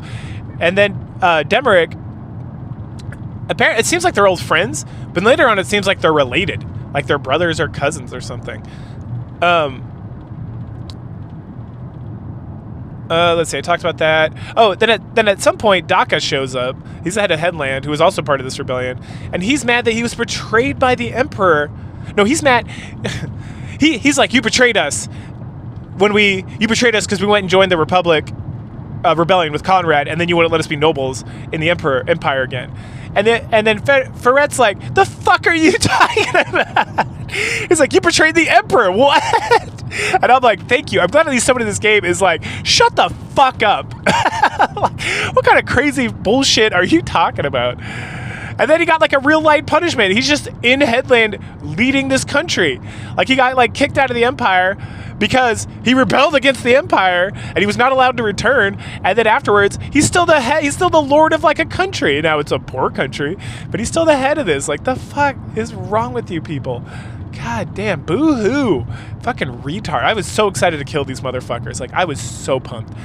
And then at the end of this conversation, this is all going on before the fight even starts. They're like, our dream is to kill you so that we can return to Dystonia and be nobles again. And I'm like, You know his sons are like, one son's here, and then he's got 2 other sons, and they know what you did, and they're gonna find out you killed their dad. What do you think? What do you fucking think is gonna happen? Like, in what bizarro world do you think the son of the emperor is just gonna allow the enemies of the empire to like roam free as like nobles in the capital? Like, I literally went a whole rant about this like a minute or 2 ago, and then. And the stupidity it extends beyond these 2 dumb motherfuckers. It extends to my own team, because then there's Daka. I'm literally on a map. Right in front of me, like to the north, is Syros, and to the east, like real close to me, is Daka. And then the forces show up before we start the battle, right? Like all the goons. And then the Emperor is like, Medion, be careful. They're going to attack from 2 sides. And then Gantrick goes on this rant for like a paragraph or 2. And he's like, wow, it is amazing that the Emperor hasn't been in war for so long, but he still has the best strategic mind and like all the land. And it's so excellent that he was able to figure out that we were going to be like attacked from 2 sides. And I'm like, what? I'm looking at it. What do you mean? What? And I'm just like, Jesus, Lord, give me strength to get through the trial of retardation that I am facing right currently. It is like I almost had like an overwhelming, like it's like I'm stupefied by the retardedness going on around me that I almost ceased the ability to like function correctly. Like, it was so incredible. I was like, what the fuck are you talking about? Whatever. The battle begins.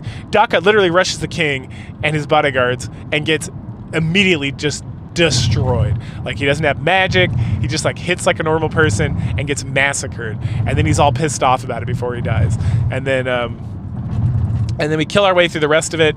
As I said, there's a ruins here, but the thieves like pop up like halfway through the map, and I'm not even close to like the entrance, because there's like a side entrance I didn't even realize was there. And so the thief pops up on the complete other side of the map and like enters this thing. And so I rush as many guys as I can over to like the entrance, and you have to have like a guy stand on a thing, and the rest of the guys can like walk through the passageway. But I couldn't even get to the thief before he literally like took like 3 turns. He like walked in, grabbed the chest, walked out, and that was the end of the ruins. And I was like, well, you got to be like really on top of that thing. I'm sure whatever item they stole, it looked like it was a rapier, which is Medion's weapon. I mean, the mist rapier is literally still killing guys in like 1 hit. So I'm like, that thing must have been like fucking incredible, like killing 3 guys in 1 hit. I don't even know how it could get much better. It's so fucking good. So that's that.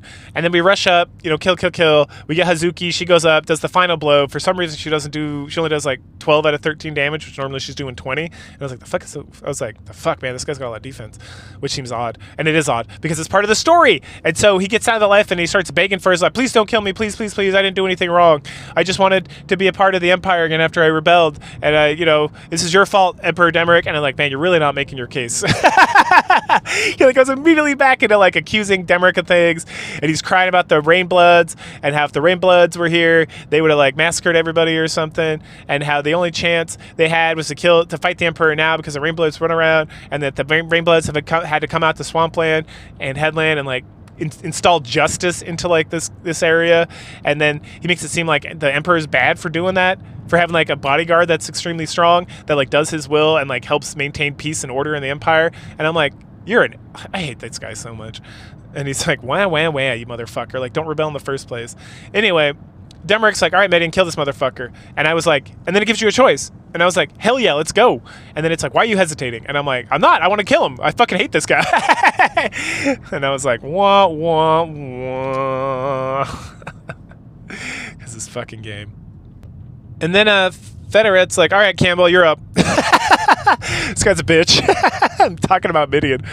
And then he kind of hesitates, and then Sios makes a break for it, and then Domeric's like, yo, Yasha, take care of this bitch. And then Cyrus like runs back into the map and is like, curse you, Emperor Demeric, you've done this awful thing by giving me my just desserts for trying to ambush and assassinate you. And then he dies, and then Yasha's there, and it's like, I don't like Yasha, but he did the right thing here.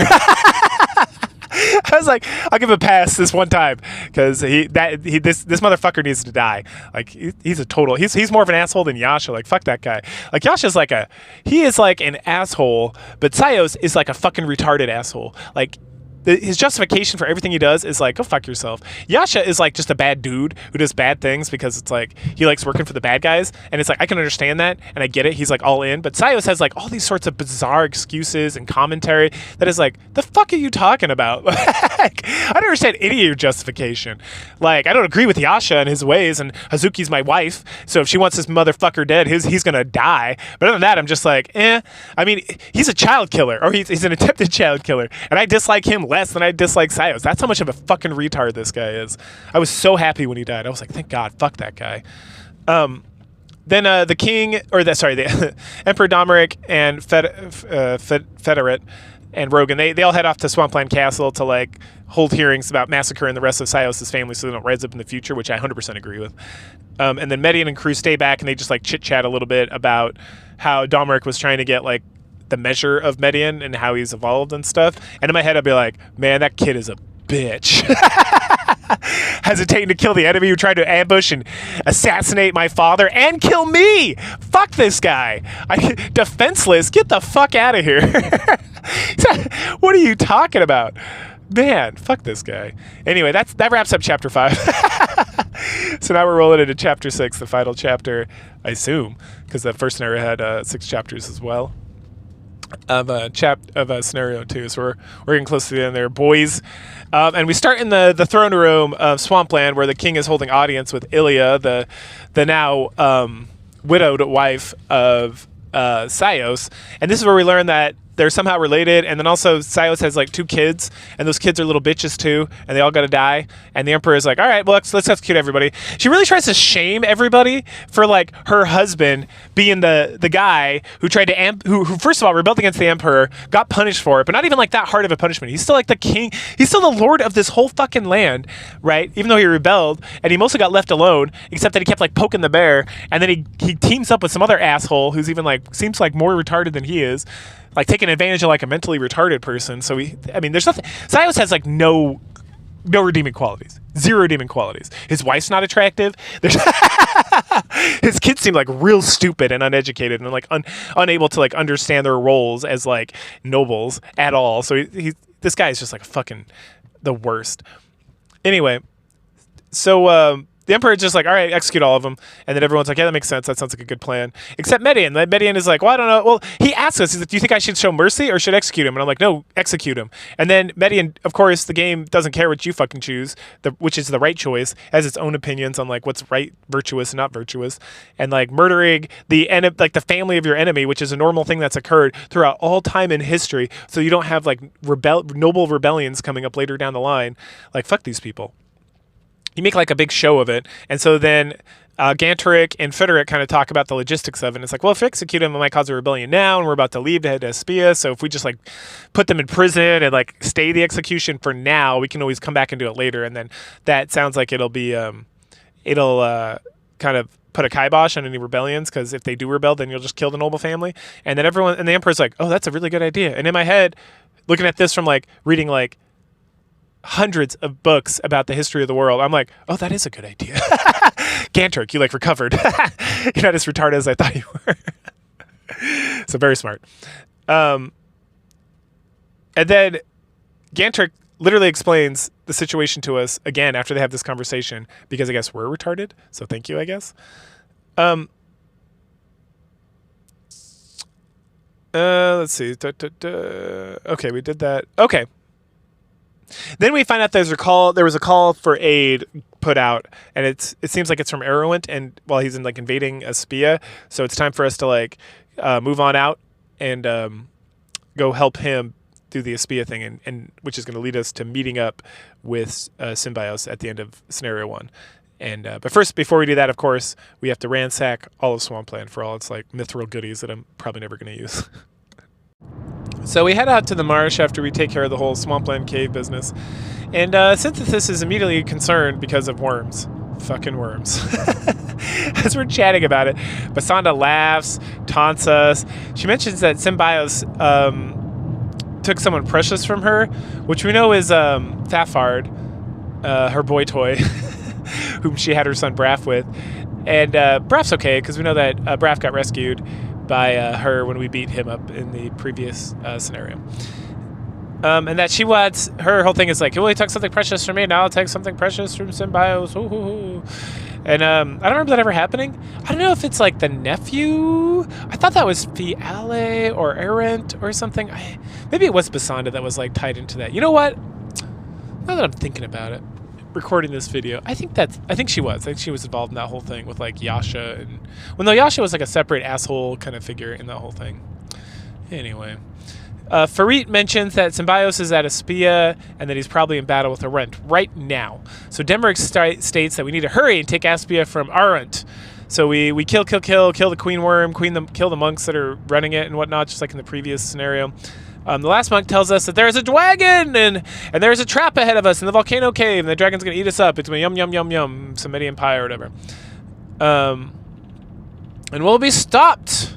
Or at least it will stall us so that the Bulzome sect can, I don't know, we've like slaughtered so many other people, I don't understand how they're still functioning, to be completely honest. But he's like, suck it, Medion, and then he dies. Fun times. So we discuss how Erwent and the Bulzome sect have kept slowing us down and how we're getting closer. At that point, Gantrick mentions that Medion hates war and that the Emperor is giving us a chance to make a choice. The choice is no choice because we will fight Symbios in this game. Because that's how the last game ended. We then get no choice but to move into the cave to continue the fight. It's a really weird conversation they have with Gantrick. Once again, I'm like, Gantrick, you doddering old fool, shut the fuck up. Alright, well, what you gonna do about it? So in the cave, we find some asshole monks standing around. They're trying to amp up the baby dragon. Come on, baby dragon, come get this. Apparently, if you kill the baby dragon in the previous scenario, then you have to fight a dragon that's twice as difficult to defeat, and then it also blocks off some sweet-ass treasure you can get. So I got that sweet-ass treasure, and none of my guys could really use it, so it just like went into the inventory, never to be seen again. So, you know, whatever, I guess. It was nice not to have to fight like a double powered dragon. I killed that baby dragon in like 1 round, I want to say. Maybe it was 2 rounds. By just like jumping it when it got close enough.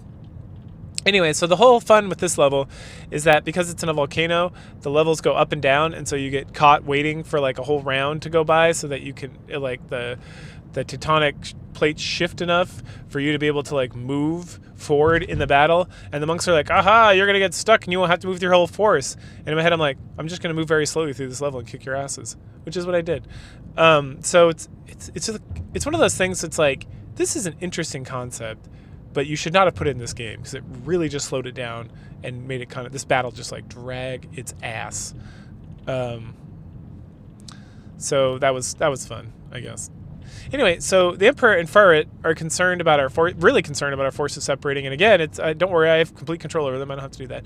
But the Emperor, and the nice thing is that the Emperor gets caught on one of these things and can't figure out how to like get on it, and so his whole force just like stays behind, and I don't have to worry about him dying, which is fucking fantastic. Also, here before the battle begins, Gantrick steps up his hype game. He's like, "Oh, Emperor!" He pulls his mic out and he's like, starts rapping, and he's like, "Medion's the best. He's gonna do great. Yada yada yada. Something something." And yeah, so we do great. Actually, we do fantastic. We kill the fucking baby dragon. We kill the Wyvern. We kill all sorts of monsters and hydras and other bullshit. Get to the monks. We just massacre the shit out of them. And then after killing all those people, we discuss how strong the sect is. They're so strong they can control a baby dragon that I killed almost instantaneously. And then the Emperor comes and congratulates Medion, and he's like, "We must move quickly, onward!" And so he runs like out the door. When we get out, we immediately get accosted by some monks who want to fight. Like, they want to fight, like, right, meow! And they're surrounding our forces. And I'm like, cool, let's kill the shit out of these things. They're super weak. Like, I'm really unconcerned. But they're interrupted by another monk who shows up, and he's like, "Oh no, we must go immediately. We're being summoned by Desharin." Oh, why are they being summoned by Desharin? She wants to discuss what is happening. Oh, what is happening? So the Emperor summons Yasha after they, like, teleport out of there, and he's like, "Yasha, what the fuck's going on?" And Yasha's like, "It's the end of scenario 1. And we're like, the end? And it's like, no, we're not at the castle yet. The end after you kill Erwent. Oh. So Symbios defeated Erwent and the Titan. And they're like, oh, he defeated a Titan. That's very impressive. How did he do that? Oh, he released the water from the dam and it swept it away and completely destroyed Arwen's forces. And then they were very easily able to kill Arwent in a very, very, very easy battle. And it's like, oh, okay. And then we also learn, if you played scenario 1 or listen to my talk about my story time about scenario 1, you learn that Palsis is who was a conspirator with Lord Conrad and Bertrand to create the Republic. He's the one who came up with the plan. Oh, he's so smart. He's so smart and old and handsome and brave. And we talk about going back to we bring up Medion and crew. It's like, oh, maybe we should go back to Destonia and like leave all this shit here and be done with war. And the Emperor's like, no, we're here. We're going to do this. And we need to do 2 things. We have a 2-stage plan. Get revenge on Garvin and take back Espia. Because Garvin's in storage, which Yasha also tells about. And I'm like, can I stab this fucking asshole child killer, potential wannabe child killer in the back right now? Because I hate this motherfucker. And the Emperor's like, no, let's go get these guys instead. And it's like, all right, fuck. So we do. So a little bit later, we're in the headquarters of Storic. And the Force is talking about the situation. We all suspect that Domeric set Arwent up because he wanted to like ease that problem. And then, when he found out about the kidnapping stuff, because he's the king and he has like the Rainbloods and all that stuff, he was like, I'm going to let this happen. And it's a convenient excuse to move against the Republic. There's no proof, but everyone's like, yeah, it's pretty obvious that's what happened. So we took over Storic with the Emperor's forces and my forces. And so he's like, I want to meet you with like the main area of Storic, which is like the train hub or whatever. And so we're going to go out and we're going to ransack what's left of storage. And then we're going to talk to him about how we don't want to fight Symbio. So he's like our buddy and we hate war, but the Emperor's going to demand it. So we're going to have to fight him eventually, I guess. And that's going to be sad times. Sad times for all. So yep, we ransack Storic. While we're wandering around in the bar, there's a couple things we got to do. There's a guy sitting in the bar with like a beautiful rainbow name, and when I say rainbow name, I mean it changes colors and it's like bright, and it's like, this guy's clearly like an important person, and I'm assuming he has something to do with scenario 3, because when I talk to him here, he's just like, I'm eating ramen, it feels great. And I'm like, okay. Then there's also Poppet. Poppet's essential because he's a beast tamer. So in the next battle, there's a Minotaur skeleton and a Wyvern, and you really want to get them because, again, this game does the split thing. And so even if you have like all your characters level up, which I spent some time because there's not like a tricky trick to beating the next level, like there was in scenario 1 where you could just send the what was his name? You could just send the Birdman over to like take care of business and save Scum until he crits.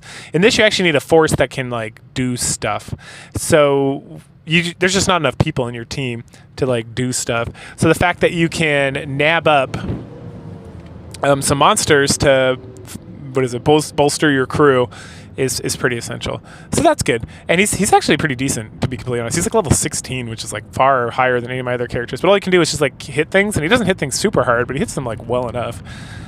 So then we go and meet old Daddy at the Storic train station, and he really, really, really wants to find Garvin, and he's been waiting for our force to team up so they can go make sure that happens. At that juncture, Ganteric and Fitteric go back and forth about why are we so concerned about Garvin, all this stuff, and then Medion is about to say something, and they're like something, and Emperor's like, let him speak.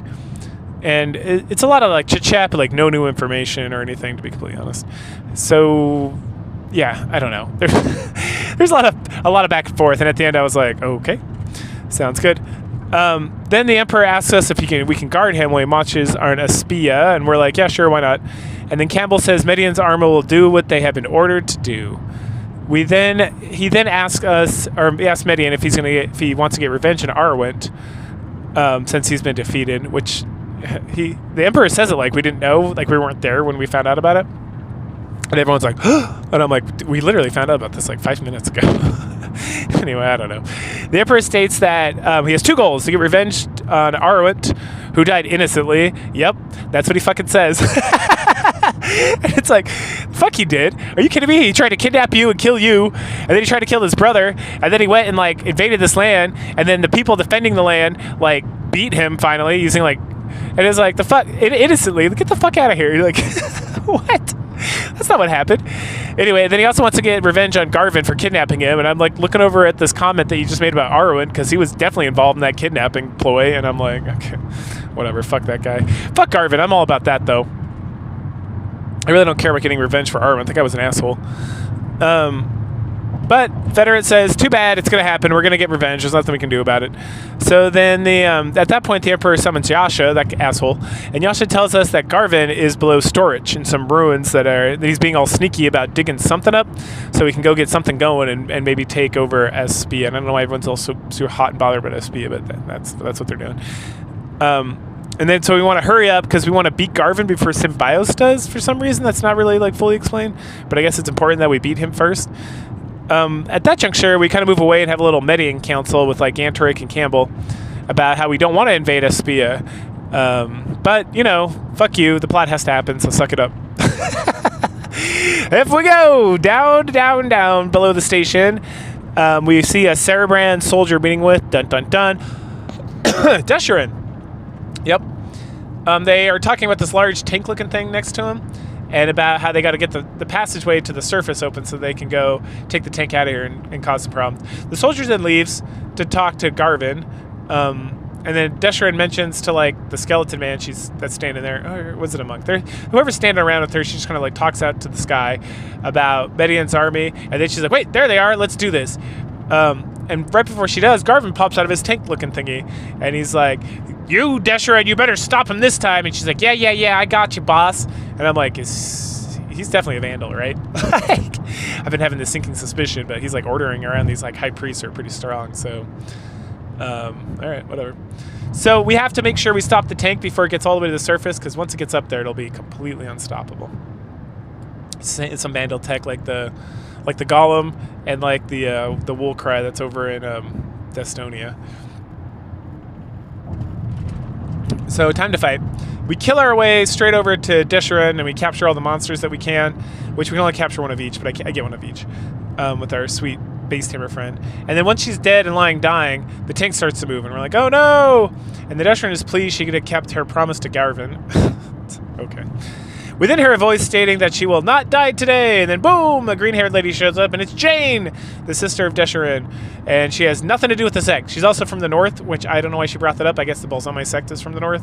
I do vaguely remember someone mentioning it, like, offhandedly at some point, but she's like, I have nothing to do with those assholes, but this is my sister, I will save her. And then Ganteric's like, are you sure you're not with the sect? Your powers appear to be dark. And then Yuriato mentions that her aura is very similar to Golem's. Dun, dun, dun. At that point, she erupts with power, and Desherin's like, hey, you guys better not upset her. She gets real pissed off when you upset her about shit. But that she's a good person, not like me. I'm an asshole, but she's really nice. And then Jane begs us to let her leave with her sister, and we're like, yeah, get out of here, you scamps. And so they bounce out of there. Synthesis mentions that she sympathizes with the girl because she is also carrying a terrible pain, or she knows what it's like to carry a terrible pain, right? Because she was a prostitute at some point, as she hinted at earlier. And then as she's about to go more into detail, and I'm like, oh, this is very curious. We're going to get some more backstory here. Campbell's like, no, we don't have time for that bullshit right now. We have to go stop that tank. And I was like, oh, well. But how? How are we going to do that? Ganteric's got an idea. So we return to HQ to discuss. All right, sure, why not? It's on the move, but we're going to go take a little nap. Level up a little bit, do whatever. The tank will get around. We'll get to around when we get around to it. So anyway, everyone kind of discusses thoughts and stuff, and Ganteric's something like, all right, so what we're going to do is we're going to split up. Some of us are going to go into the tank. How are we going to get into the tank? The tank has a side door. We saw the soldier go in there. Oh, okay, so we're going to run up on the tank. Some people are going to go inside. Oh, but there's going to be lots of forces all around. And so how's the force going to get inside the tank? Like, okay, so we're going to have the other force, and they're going to be outside the tank, and they're going to be fighting and stuff. And then it's like, oh, okay. And the funny thing about how this is presented is like, all right, let's go back to HQ. I got a plan. And then we go back to HQ, and then Yuriato's like, wow, Ganteric, that was a great plan. And I was like, what? What's the fucking plan? And then we get all this information like back briefed to Ganteric, and I was like, all right, that's a way to do this, I guess. Fair enough. And we also learned that the door on the side is like a blind spot because we just know that. Don't worry about it. Okay, at that point, David brings up the point that there'll be many enemies protecting it, yada yada. So he's going to go lead a force to distract. Oh, no. Medion's going to lead the force to distract the tank. Then David's going to go inside the tank, it looks like. And everyone's like, yeah, that's a great plan. That's super great. And then the Emperor shows up, and he apologizes for showing up late and allowing Garvin to escape. And then he compliments Ganteric for his great plan. And then he makes some comment about that the tank battalion will not receive reinforcements. And then he leaves. And then again, people are like, oh, he is so wise and strategic. And I'm like, what the fuck was that supposed to mean? Like, obviously they're not going to get reinforcements. Lord, I hate this game sometimes. Like, what is this gibberish people are spouting out? And then, before he leaves too, he compliments Medion for being just like his mother, which is nice, I guess. So David's going to go inside the tank with his crew of like less people, and then the main crew is going to be outside just like killing monsters and stuff. But before we do that, it's time to prepare. And we're going to do that by taking care of the heroes test in this version of the game, getting a sweet, like I think it's called the final rapier, like the best, I'm assuming it's the best weapon in the game for Medion. And just getting like my like, as I mentioned before, getting my backup crew all leveled up in there. So everyone is like sitting at level like 10 plus. Medion's at like level 20 at this point. But most of my guys are sitting around level 15. And then we got the beasts.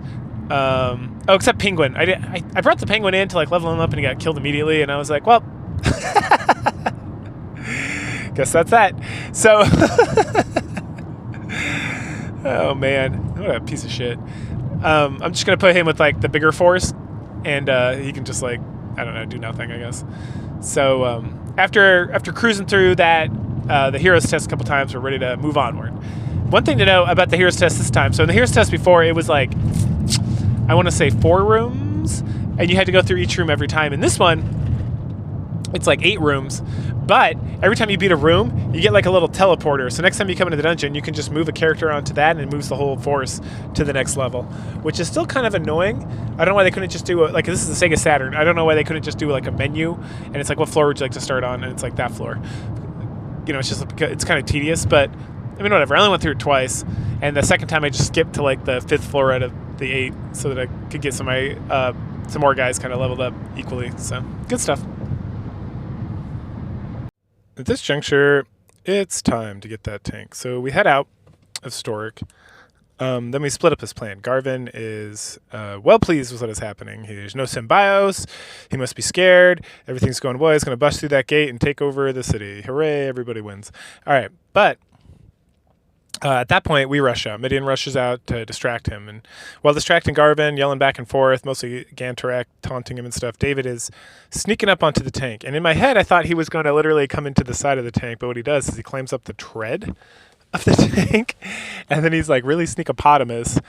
Because there's just Garvin and some soldier up there on the top of the tank. And David climbs up, and you can see him like his little eyes poking out over the tank. And then Gantarak's like, "Oh, good, David's on there. Good, let's move to the gate, and then we can just fight guys instead of all of us going inside the tank," which would make the most amount of sense. I didn't really get that aspect of it. I get the distracting part, but once the distracting's done and he heads inside his tank, I mean, David very easily like wandered up to the tank and climbed on board. So I don't know why Medion and crew can't just like follow suit. We can all harass the shit out of this tank. Not that the battle inside is hard at all. It's very straightforward and easy. So the force of David plus all the monsters, the monsters were good. I was going to say, it's like, I almost feel like the monsters were unnecessary, and they probably would have been if I'd taken a little bit more strong people with me.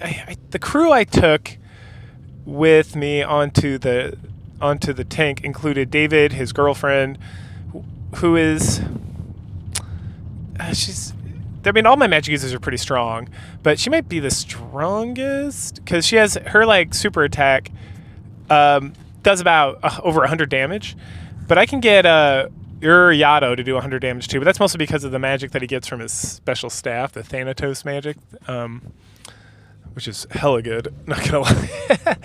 And then I sent Hera, who died almost immediately. She's the weakest. She's one of the weakest characters I have, besides the Penguin, who hilariously, when I was fighting the battle on their side, Medion's side, where it's just like there's like 4 guys, you kill them and they keep respawning, but when they respawn, they don't go for a turn, and so the thing just became like an EXP mill. Like I think Medion, he leveled up like 3 or 4 times. Like he was like level 23, and a bunch of my guys like leveled up 2 or 3 times just from like smacking the shit out of these guys as they like slowly roll in. Unfortunately, there was one point where it's like one of these Giga Breakers or whatever had like 1 hit point left, and I'm like, oh sweet, Pinguino can go take it out, and then he wanders up and gets killed. Oh, what a piece of shit. Oh well, what you gonna do about it? Anyway, the battle inside the tank. Oh, I also took Poppet, who is like shockingly strong. But yeah, and then I took Roby. So if I replace Roby and Hera with like Uriato and someone else that was better, like Waltz is probably my best archer. I probably didn't need the monsters. I mean, the skeleton, he hit a couple guys a couple times. The Minotaur was super slow. I don't know if he hit anybody. And the Wyvern was good because he's fast and he could fly, so he was hitting dudes. But without them, I think I would have been okay. I would just had to take it a little bit slower. And from my understanding, according to the guide I was using, you have about 15 turns, and I probably beat it in like 7 turns, so maybe 8. So I had a nice cushion there to like take a little bit slower. But the way it's set up inside is you have like 2 centaur archers, and then you have Garvin. And then when you start moving forward, Garvin steps back, and then he's like, oh ho ho, I have some of the power of the sect of Bulzome. There's nothing you can do about this.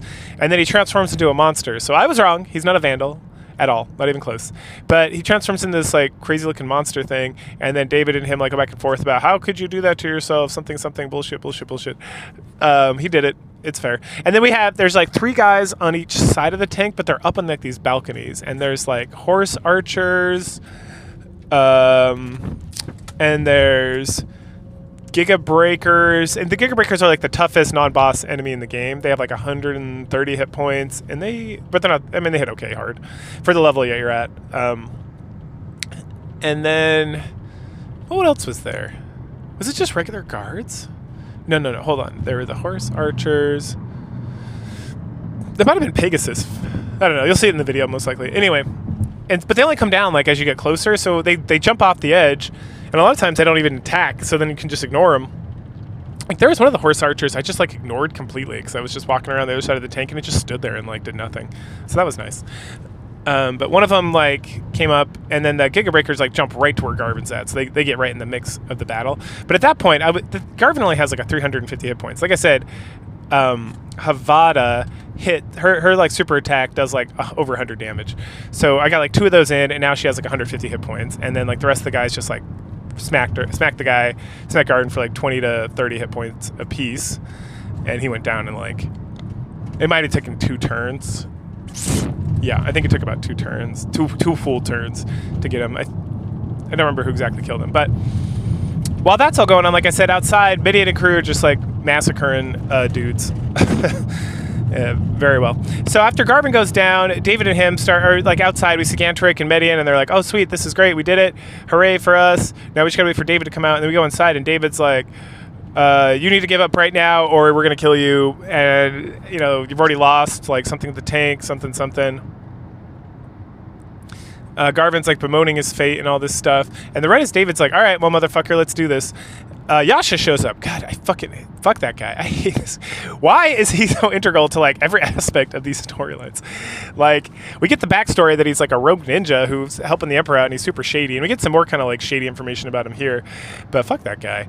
Don't worry, I finally get Hazuki gets to get the final blow on him when we finally fight him here pretty soon, so there's that, I guess. But he's always interfering, and then David is furious because he can't get around Yasha, and I'm like, bro, I got like my whole team here, just kill him and kill the next guy. Like, I don't. It's a little silly, but oh, whatever. Anyway, back outside, Gantrick is like, something seems amiss. Why is this taking so long? And then all of a sudden, this like penis gun shoots out of the cannon, or this penis cannon comes out of the tank. It's a lot of sexual innuendo. Extends itself out of the tank. That's what it literally looks like. It's like on the bottom of the tank, and it kind of like shifts itself out very slowly. Like you could say it erects itself. And then we go back inside the tank, and they're like, it's like, what are you doing? Are you? And then Garvin's like, I'm using the cannon, but the cannon's kind of busted, so when I use it, it's going to destroy the tank. I am blow up the gate. Yes, we did it. Ah ha ha ha ha. And then David still can't get past Yasha, while the rest of like the crew just stands there and like watches him like move back and forth to try to get around him when it's not really working. So whatever. Anyway, so the cannon goes off, the tank like blows up. At the last second, Gantrick and Medion like leap out of the way, and the gate gets destroyed. And then the smoke clears, and Medion and Gantrick are just standing there fine, and the rest of the force, they're all knocked out. Oh, like including Precious Hazuki. No, my waifu. She's okay though. Everyone's okay.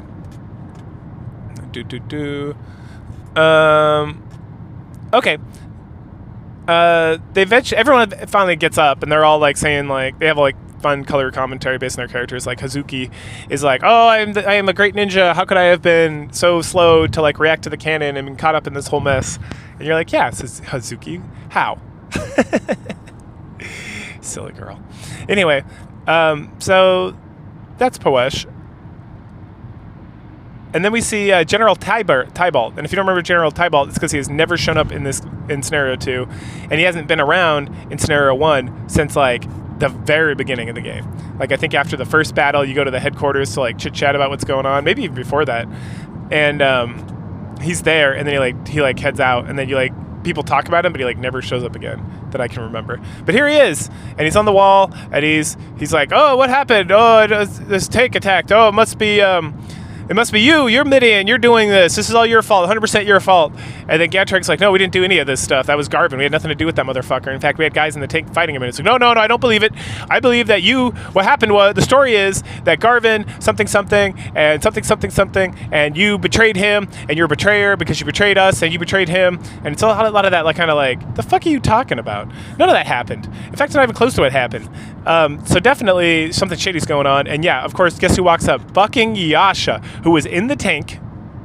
And now he's just like wandering around up here. And he's like, this guy was a member of Garvin's team, and he told me all about the betrayal and everything you did. And so, fuck you guys. We're going to take care of this. I'm like, God damn it, of course. Fuck you, Yasha. And then Tybalt mentions the Symbiosis recruits that are there. And you're like, oh boy, here we go. And then it's like the B Squad, which I think I mentioned this before. And it's like, wah, wah, wah. Like there's Finding, who is like, okay. And the rest of the team was like, guys, I barely use. I think one of them might be promoted to level 10, but everyone else is like much worse. And it includes like the Penguin guy I never used, the Horse Archer I barely ever used, never promoted. Yeah, it's a bunch of just like not even C-listers, like D-listers. I think the toughest one was that Summoner guy, the mercenary I hired, which I don't know if he was there. There was a wizard in that group, and I assumed that was him, but it didn't have a name. They just called him Summoner, and I thought he had a name when I recruited him, but maybe not. Anyway, I fucked them up so hard. Like Medion just like runs up there, casts Spark 3. It kills like half of them, and then the rest of my team just like rolls in and kills the rest. And then Tybalt's like, ruh-roh. And Yasha's like, I will protect you. And I was like, I'm gonna kill that motherfucker so hard. I'm so excited. But it's really just like Tybalt, Yasha, who has like Spark 3, which is like the most dangerous move, but it's really not that strong when he uses it. And then like a Pegasi, and I think a Centaur Archer, and that's it. And so we walk up, and the only thing that slows this battle from being like a quick manslaughter to being kind of like a slog manslaughter is that there's like a little staircase that I have to like walk up. It's one of those things where it's like, I gotta like walk dudes up like one or two at a time up this goddamn staircase. So it's just like drags this battle out for like 2 or 3 more turns while I just like wander up there. And meanwhile, Yasha's standing there casting Spark 3 down on my guys, which is okay because I got Uriato, so he's just casting Aura over and over again. And then Tybalt is just like walking back and forth, not doing shit. And so I finally get my crew up there. I beat the shit out of these guys. And then Hazuki, like I said, gets the final hit on Yasha, as it should be, as we all, as we promised her father. So I'm glad I got to do that. That's not part of the game. That was like me. Like she will get the last hit on this motherfucker. I'm gonna make that happen. And then right as Tybalt is like dying or at the end of the battle, he starts revealing that dun dun dun. He makes some comment about like, God damn it, if only that tank had done its job. I can't believe you guys stopped it. And then Gantrek's like, wait a second, were you teamed up with Garvin this whole time? And he's like, yes. Bullshit. It's like the Edmund argument. It's like the Republic wasn't perfect, therefore we had to like kill everyone and start all over again. And it's like, Lord Christ, give me strength. What the fuck? Man, fuck this Garvin guy. He's the worst. Anyways, Tybalt sucks too. So he just like rants on about that, and then Gantrek's like, I don't understand. You and Bearturn are like best friends. You like built the Republic together, and you're like a key component of this whole thing like functioning for the last like however many years. And he's like, yeah, but it wasn't perfect. And I'm like, Jesus Christ. And he's like, I'm so tired of helping. I just don't want to help anymore. I just want to be a noble and drink wine and live in Destonia and all this stuff. And then I was like, all right, whatever. He then reveals that Yasha isn't working for the Emperor, but that he was working for Arad. And then there's some confusion because it's like, no, we literally saw Yasha helping the Emperor like constantly. And then in my head, I'm like, are there 2 Yashas? Because someone's like, how can he be in the tank and up here at the same time and over here and over there at the same time? Like, how can he be working with Arwen and then with the Emperor? Is he teleporting? Like, is he a teleporter? Like, what the fuck's going on?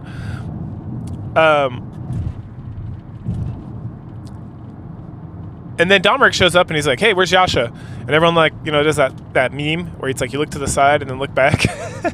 But he's like, whatever. So then he literally sums up. He's like, all right, so you guys got the tank. You took care of that. You took care of Tybalt. You busted the thing. Excellent. Everything's worked. And it's like, thank you for summing up what I literally just lived through. But then he is like, as we're about to like question some stuff, and Gantrick and Ferret start getting into it. He's like, hey, don't you have to go find your homies, like David and that other guy? And you're like, oh, yeah, we better go find those guys, make sure they're okay. And we find them, and they're all okay. David is very apologetic about his failure to stop the tank and all this stuff. And it's like, nah, bro, it's cool, homie. You did a great job. And we all survived, so whatever. And then that's when David reveals that Yasha, which is funny because it's like, wasn't Yasha in the tank when they were talking to Tybalt? And that was like a point. And then David's like, Yasha was in the tank and he stopped me from killing Garvin so it could go off. And everyone's like, Yasha was in the tank? And I was like, what? I thought you... And then I'm like, yeah, why would they know that? But what? Someone said something about it. But why would they say something about it if we didn't know? Which there's no way we could have known because it's not like we have cell phones and it's like, hey, I just took you a screenshot of Yasha. He's over here being an asshole. So, whatever. But everyone's gasped about the whole situation. And then, again, we get into the conversation about Yasha being everywhere and everything. And about Prince. So he's with Prince Ared. He was off killing kids. He's with the Emperor. He's in the tank. He's with Tybalt. The whole thing's very sus. Anyway, Domeric rolls up again at this point to, like, interrupt and, like, inject his, like, whatever bullshittery he likes to get into. And then David's like, hey, you're an asshole for making your son do all this shit that he doesn't want to do. And then Ferret's like, excuse me? And then Gantric's like, hey, David, shut the fuck up. And he's like, whatever. Campbell's like, all right, well, let's go back to Destonia. We're done with this bullshit. And the Emperor's like, nope, not allowed. I want revenge. He's like, let's talk about it. We said we were going to do two things. We were going to kill Garvin, and we were going to get revenge for Arwen. And it's like, we don't want to do that, so we're not going to do it. And then David calls him out again. And then he mentions, David's like, you wanted the cannon to be used. You planned this whole thing. Like, you didn't plan, like, your capture, but when you knew all these people were conspiring behind you, you used this thing to, like, justify the attack on the Republic and everything that's happened. And then the king's like, ooh. There's more back and forth. And we learn that Majoron, the oldest son, and the biological brother of, or like the 100%, like they have the same mom and dad, to Arendt. Because remember, Medion's sort of like a bastard son, where his mom is Melinda, I think. Yeah, I wrote it down, Melinda. And his dad's the Emperor. Anyway, he's coming. And guess what he has? He has Melinda, Medion's mother. Dun, dun, dun! And then Campbell's like, wait a second, that letter you sent to Majoron, that included the order to grab the mom. And then the Emperor's like, ooh. And then there's like some conversation we have about like betraying our friendship with Symbios and like our code of honor and like Melinda. And it's a very much like Batman v Superman situation where it's like, well, my mom's in danger, so I'm going to give up all my values and everything I stand for and probably disappoint her in the act and just act completely out of character. And it's like, all right, well, mommy issues, I guess. We all love, and then everyone's like, oh, we got to protect Melinda. We love her. She's the best. And I'm like, oh, this MILF must be like out of control awesome. And if she's not, I'm going to be severely disappointed. But she clearly is the most important thing ever, that we can all betray our friendships and like our values and everything, because mommy Melinda is the most important thing ever. And then Campbell makes some kind of, this part's ridiculous too, it's so good, I loved it. It's like, what the fuck is happening? Campbell's like, all right, well, those of us who are loyal to Medion and the crown will all go forward, as it is our duty to participate in this thing we all don't want to do because we must protect Lady Melinda. Now there are some of us here who don't hold such loyalty. And if you want to leave, we won't look down upon you too much. And then David's like, are you talking to me? And I'm looking at David, and then my eyes like scan over to the left a little bit, and there's Zero, literally a member of the Republic whose sister is part of Symbios' army, who grew up and is friends with Symbios. And I'm like, we're not talking about him? And David's like, don't worry, Medion's my homie, whatever, let's fucking do it. So he swears that he's going to follow Medion, I guess him and Hedeva. And so, I have an issue with attacking the Republic because they've done me no wrong, but I'm not a part of either of these. And so I'm going to go help. And then everyone's like, all right, we all agree. And they all like team up to like head inside. And again, I'm like, what about Zero? That was such a point of this story. Did we just forget? He's a member of the Republic. He's literally over here as like a diplomat, essentially, to like tie the armies together to make sure they don't fight. Are we just going to like throw that out the window because plot needs to happen? Yep, that's what we're going to do. Fuck Zero, I guess. At that point, we get a cute little scene or we're walking through. We enter the city. It's all burnt up from war. The city's all ash and burn, and there's like busted buildings, and then there's like an old woman and man who are just sad, and they're like, why would you do this to us? What would you do? Look at this terrible thing we do. And then there's some woman who's with a man, and she like runs out in front of us, and she's like, I wish you would just kill me. I can't stand to live in this world with all this war and all this terrible shit that's going on. Just kill me instead. And her husband like drags her off, and then we get like some rocks thrown at us by some child, just one child, not like children. And then their mom like runs over and like bows and is like, I'm so sorry, it's just a child, but a child, please. And then like drags him off, and it's like, war is hell. well, continue it with we shall. So we head onward, and then we go to the bridge scene at the very end of scenario 1, where we meet up with Symbiosis and crew. There's a whole back and forth about the invasion. Symbiosis still believes in like the power of friendship can overcome all with Medion. Campbell and Dantaris are all about fighting. They don't give a fuck about friendship. They're like taunting each other, and Medion and Symbiosis are like holding them back, like they're fucking like pit bulls or whatever. But then we talk about, and then like Melinda comes up, and it's like, nope, my mommy's in trouble. I have to fight. I have to give up all morals, values, and friendships for my mommy's sake, which is something she will definitely approve of, I guess. I don't know. So it comes up a couple times, and then it's like, all right, time to battle. We get this like kind of cute cutscene. So like Medion and Campbell jump and like kill 2 of the guards that are like, you know, the red shirts that are standing there, and then there's like some jumping around between like the models, the little like, they're kind of 3D models, I guess, like old school ones. The little models of Symbiosis, Dantaris, Campbell, and Medion, like they bounce around a little bit, and there's like, and then all of a sudden we get like this text box, and it's like, stop it now, and it's like, Nani desu ka? And it's Honesty. She's the one who's like, hey, everybody stop. And then Dommeric's like, what are you doing here? And then Ferret's like, huh? This is how it's supposed to be. And then all of a sudden Yasha appears. Like, he's not summoned. And Dommeric's like, what are you doing here? And he says, and Yasha's like, he's all beat the shit out of because Hazuki kicked his ass. And he's like, Majorin, ... Julian, and then he dies, hopefully. And then Federer's like, who the fuck is Julian? And then the game ends. If you don't remember who Julian is our homie who we got in scenario 1 and 2. He's like a mercenary whose dad got killed by Golem in Shining Holy Ark, and who like wants revenge, and who Golem's like taught a valuable lesson about respect to at least once. And then he shows up later, and then he goes with Gracia,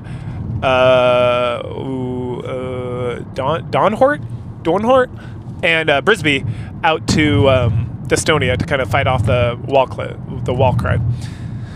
All right, so then we get the credits roll, and I gotta wait for the credits to roll because we need to save the game, and then I gotta go into the save file under Metafin, the program I'm using to play these Saturn games, and like change the name of it so that when I load up scenario 3, it can pull forward my save data. But there's an after credits scene, which there wasn't in the first scenario. There's actually 2 after credits scenes. There's always the after credits scenes where you talk to like the old sleepy wizard and the fairy, and they're like, oh, that's fate of the world, bullshit. Do you want to save? Yep. All right, fate of the world, come back someday. We got to go back in time again. I got to prepare spells. So when that game comes out, you can come back. Anyway, so we see a ship, and the ship is like, yo, and it's like nighttime, and we see this like red line in the distance, and it's like, land ho! And then Donhart comes up, the old man centaur comes up, and he's like, oh, there must be a lighthouse. We must be getting close. And then Julia and Gracia and Brisby all come up as well. And one of them's like, it's Destonia. We're almost there. And then Don Hort states, so he has this whole like soliloquy about, oh, Destonia, what a corrupt, awful, evil place where you always have to watch your back and you can never trust anybody. And then Brisby's like, bro, that's my home. But you're right.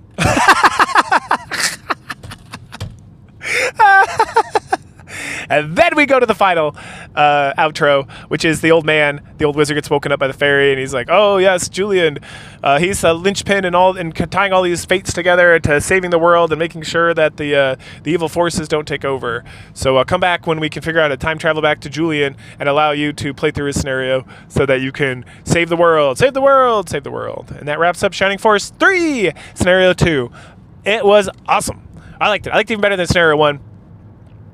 Some of the characters were a little more interesting in like playing Shining Force Scenario 1, which I appreciate this, and I think they made a good call, was like playing Shining Force 2 or 1. Like, it's like, hey, centaurs can do 2 things, and you get a little bit of like the specialization, but the specialization, like and this is all, I don't think it says it anywhere. I haven't seen it anywhere, but the characters will have certain weapons that they just like have better attack with and have better moves and stuff.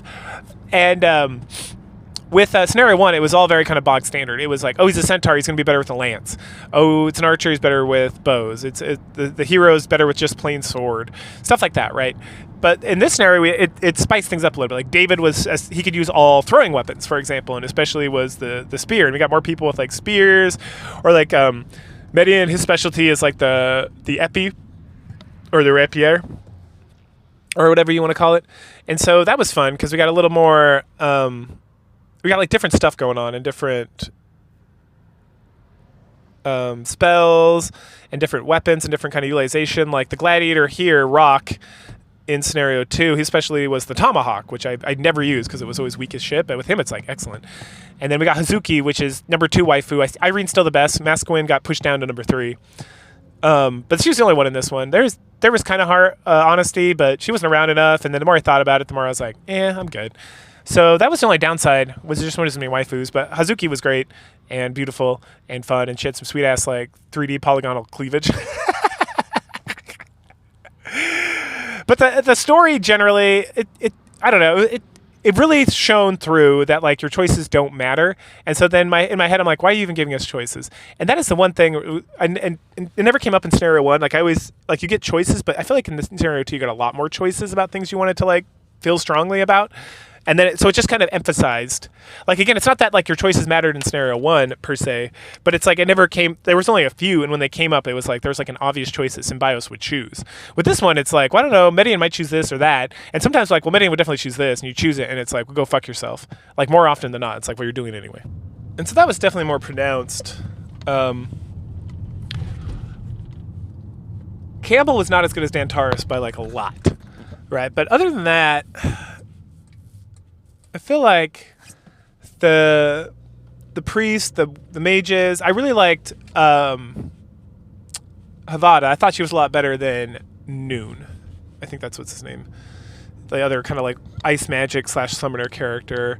David was sweet ass. I liked his, like everything about him was great. His story, his usage. He wasn't that strong, but I always enjoyed him, and like more long distance stuff he got. And the fact that there was like, like everyone was long distance. Like I only had like, there was Campbell, Medion, and that was like it for like actual like melee range characters that like I used from the majority. Oh, and Hazuki, but I used Shuriken with her for a while and it worked great. So, but everyone else is like specialized in like long range. So I feel like it made battles, especially boss battles, just like cruise through because everyone could just like we could just pummel people to death, which was great. And then. Trying to think if there's anything else really to talk about there. Yeah, so it was fun. I mean, it's Shining Force. It's Shining Force 3 specifically. It's not hard by any stretch of the imagination. It was a nice, fun little. You could do a little grindy business, get yourself even more strong and even more fun. And like, again, I like the characters. Yeah. I would say story-wise, the additional characters, David was definitely a highlight. He just added so much. Like, Finding shows up as, like, you know, the general for the other army, like, at the very end of the game. And so it's just kind of like, why is he leading this? And I'm glad he did, because it made that level, like, extremely fast and easy. But I almost feel like Elder should have been the one who went over there, because then you have some connection with her. And then Finding could join. Like, I'm not opposed to him being there, but it was almost like, we added this character at the very last second. Well, when David's like, I'm going to assault the tank and lead. It's like, yeah, homie, you've been fucking here, like, the whole fucking game, almost. Like, you've been here for, like, 3 chapters, and, like, you've been leading, and you were a leader in, like, that town, and, like, there was all this stuff. And then Finding's just, like, around, and he was in prison, and now he's leading, like, a force. And it's like, why is he leading anything? If anything, it should be Dantaris would make the most sense. So that was a little awkward. But, yeah, no, it's great. And I hear from the guide that I'm reading in some forums that I've kind of read about the game, just to like get an idea of like characters and stuff. And I was honestly reading about what people thought about the best characters. And honestly, if you're willing to grind it out, I bet those penguins are good too. Every character can be used to efficiency. Like when I was building up my second squad, like guys who I thought were total shit, like Roby, ended up being like, oh no, this guy's pretty good. And like when he gets his like special attacks off, he's like real good, because like his special attacks like really make up for like his like mediocre attack and speed. So like you could definitely work any characters. Again, Arthur was a total bust because he needs so much goddamn investment. I'm sure he's great. That's what I hear. In Shining Force 1, he is like great. In Shining Force 2, I'm pretty sure he's in Shining Force 2 as well. He's great, but it takes a lot of investment. And the fact that he can use magic and he's a strong attacker is superb. But it's like, man, I don't got time for that shit. And even when I was trying to level him up with everybody else, it's just like he was getting outclassed and like killed like immediately. So teach their own, I guess. I always wonder. It'd always be funny to just play like the worst characters, obviously. But again, there's really no worst characters besides the penguins, just because it takes so much investment in time. But if you really want to, I bet they're great. So yeah, that's Shining Force Scenario 2. I'm getting ready. I already transferred my saber, made sure it worked. So Scenario 3 will be coming in a couple weeks. The video from when this comes out, which is going to be like May, I think. But yeah, hope you're all doing good. Thanks for listening. If you listen to this whole like however long 3-hour video about this game. But go ahead, like, share, subscribe, comment, and I will catch you guys later. Bye.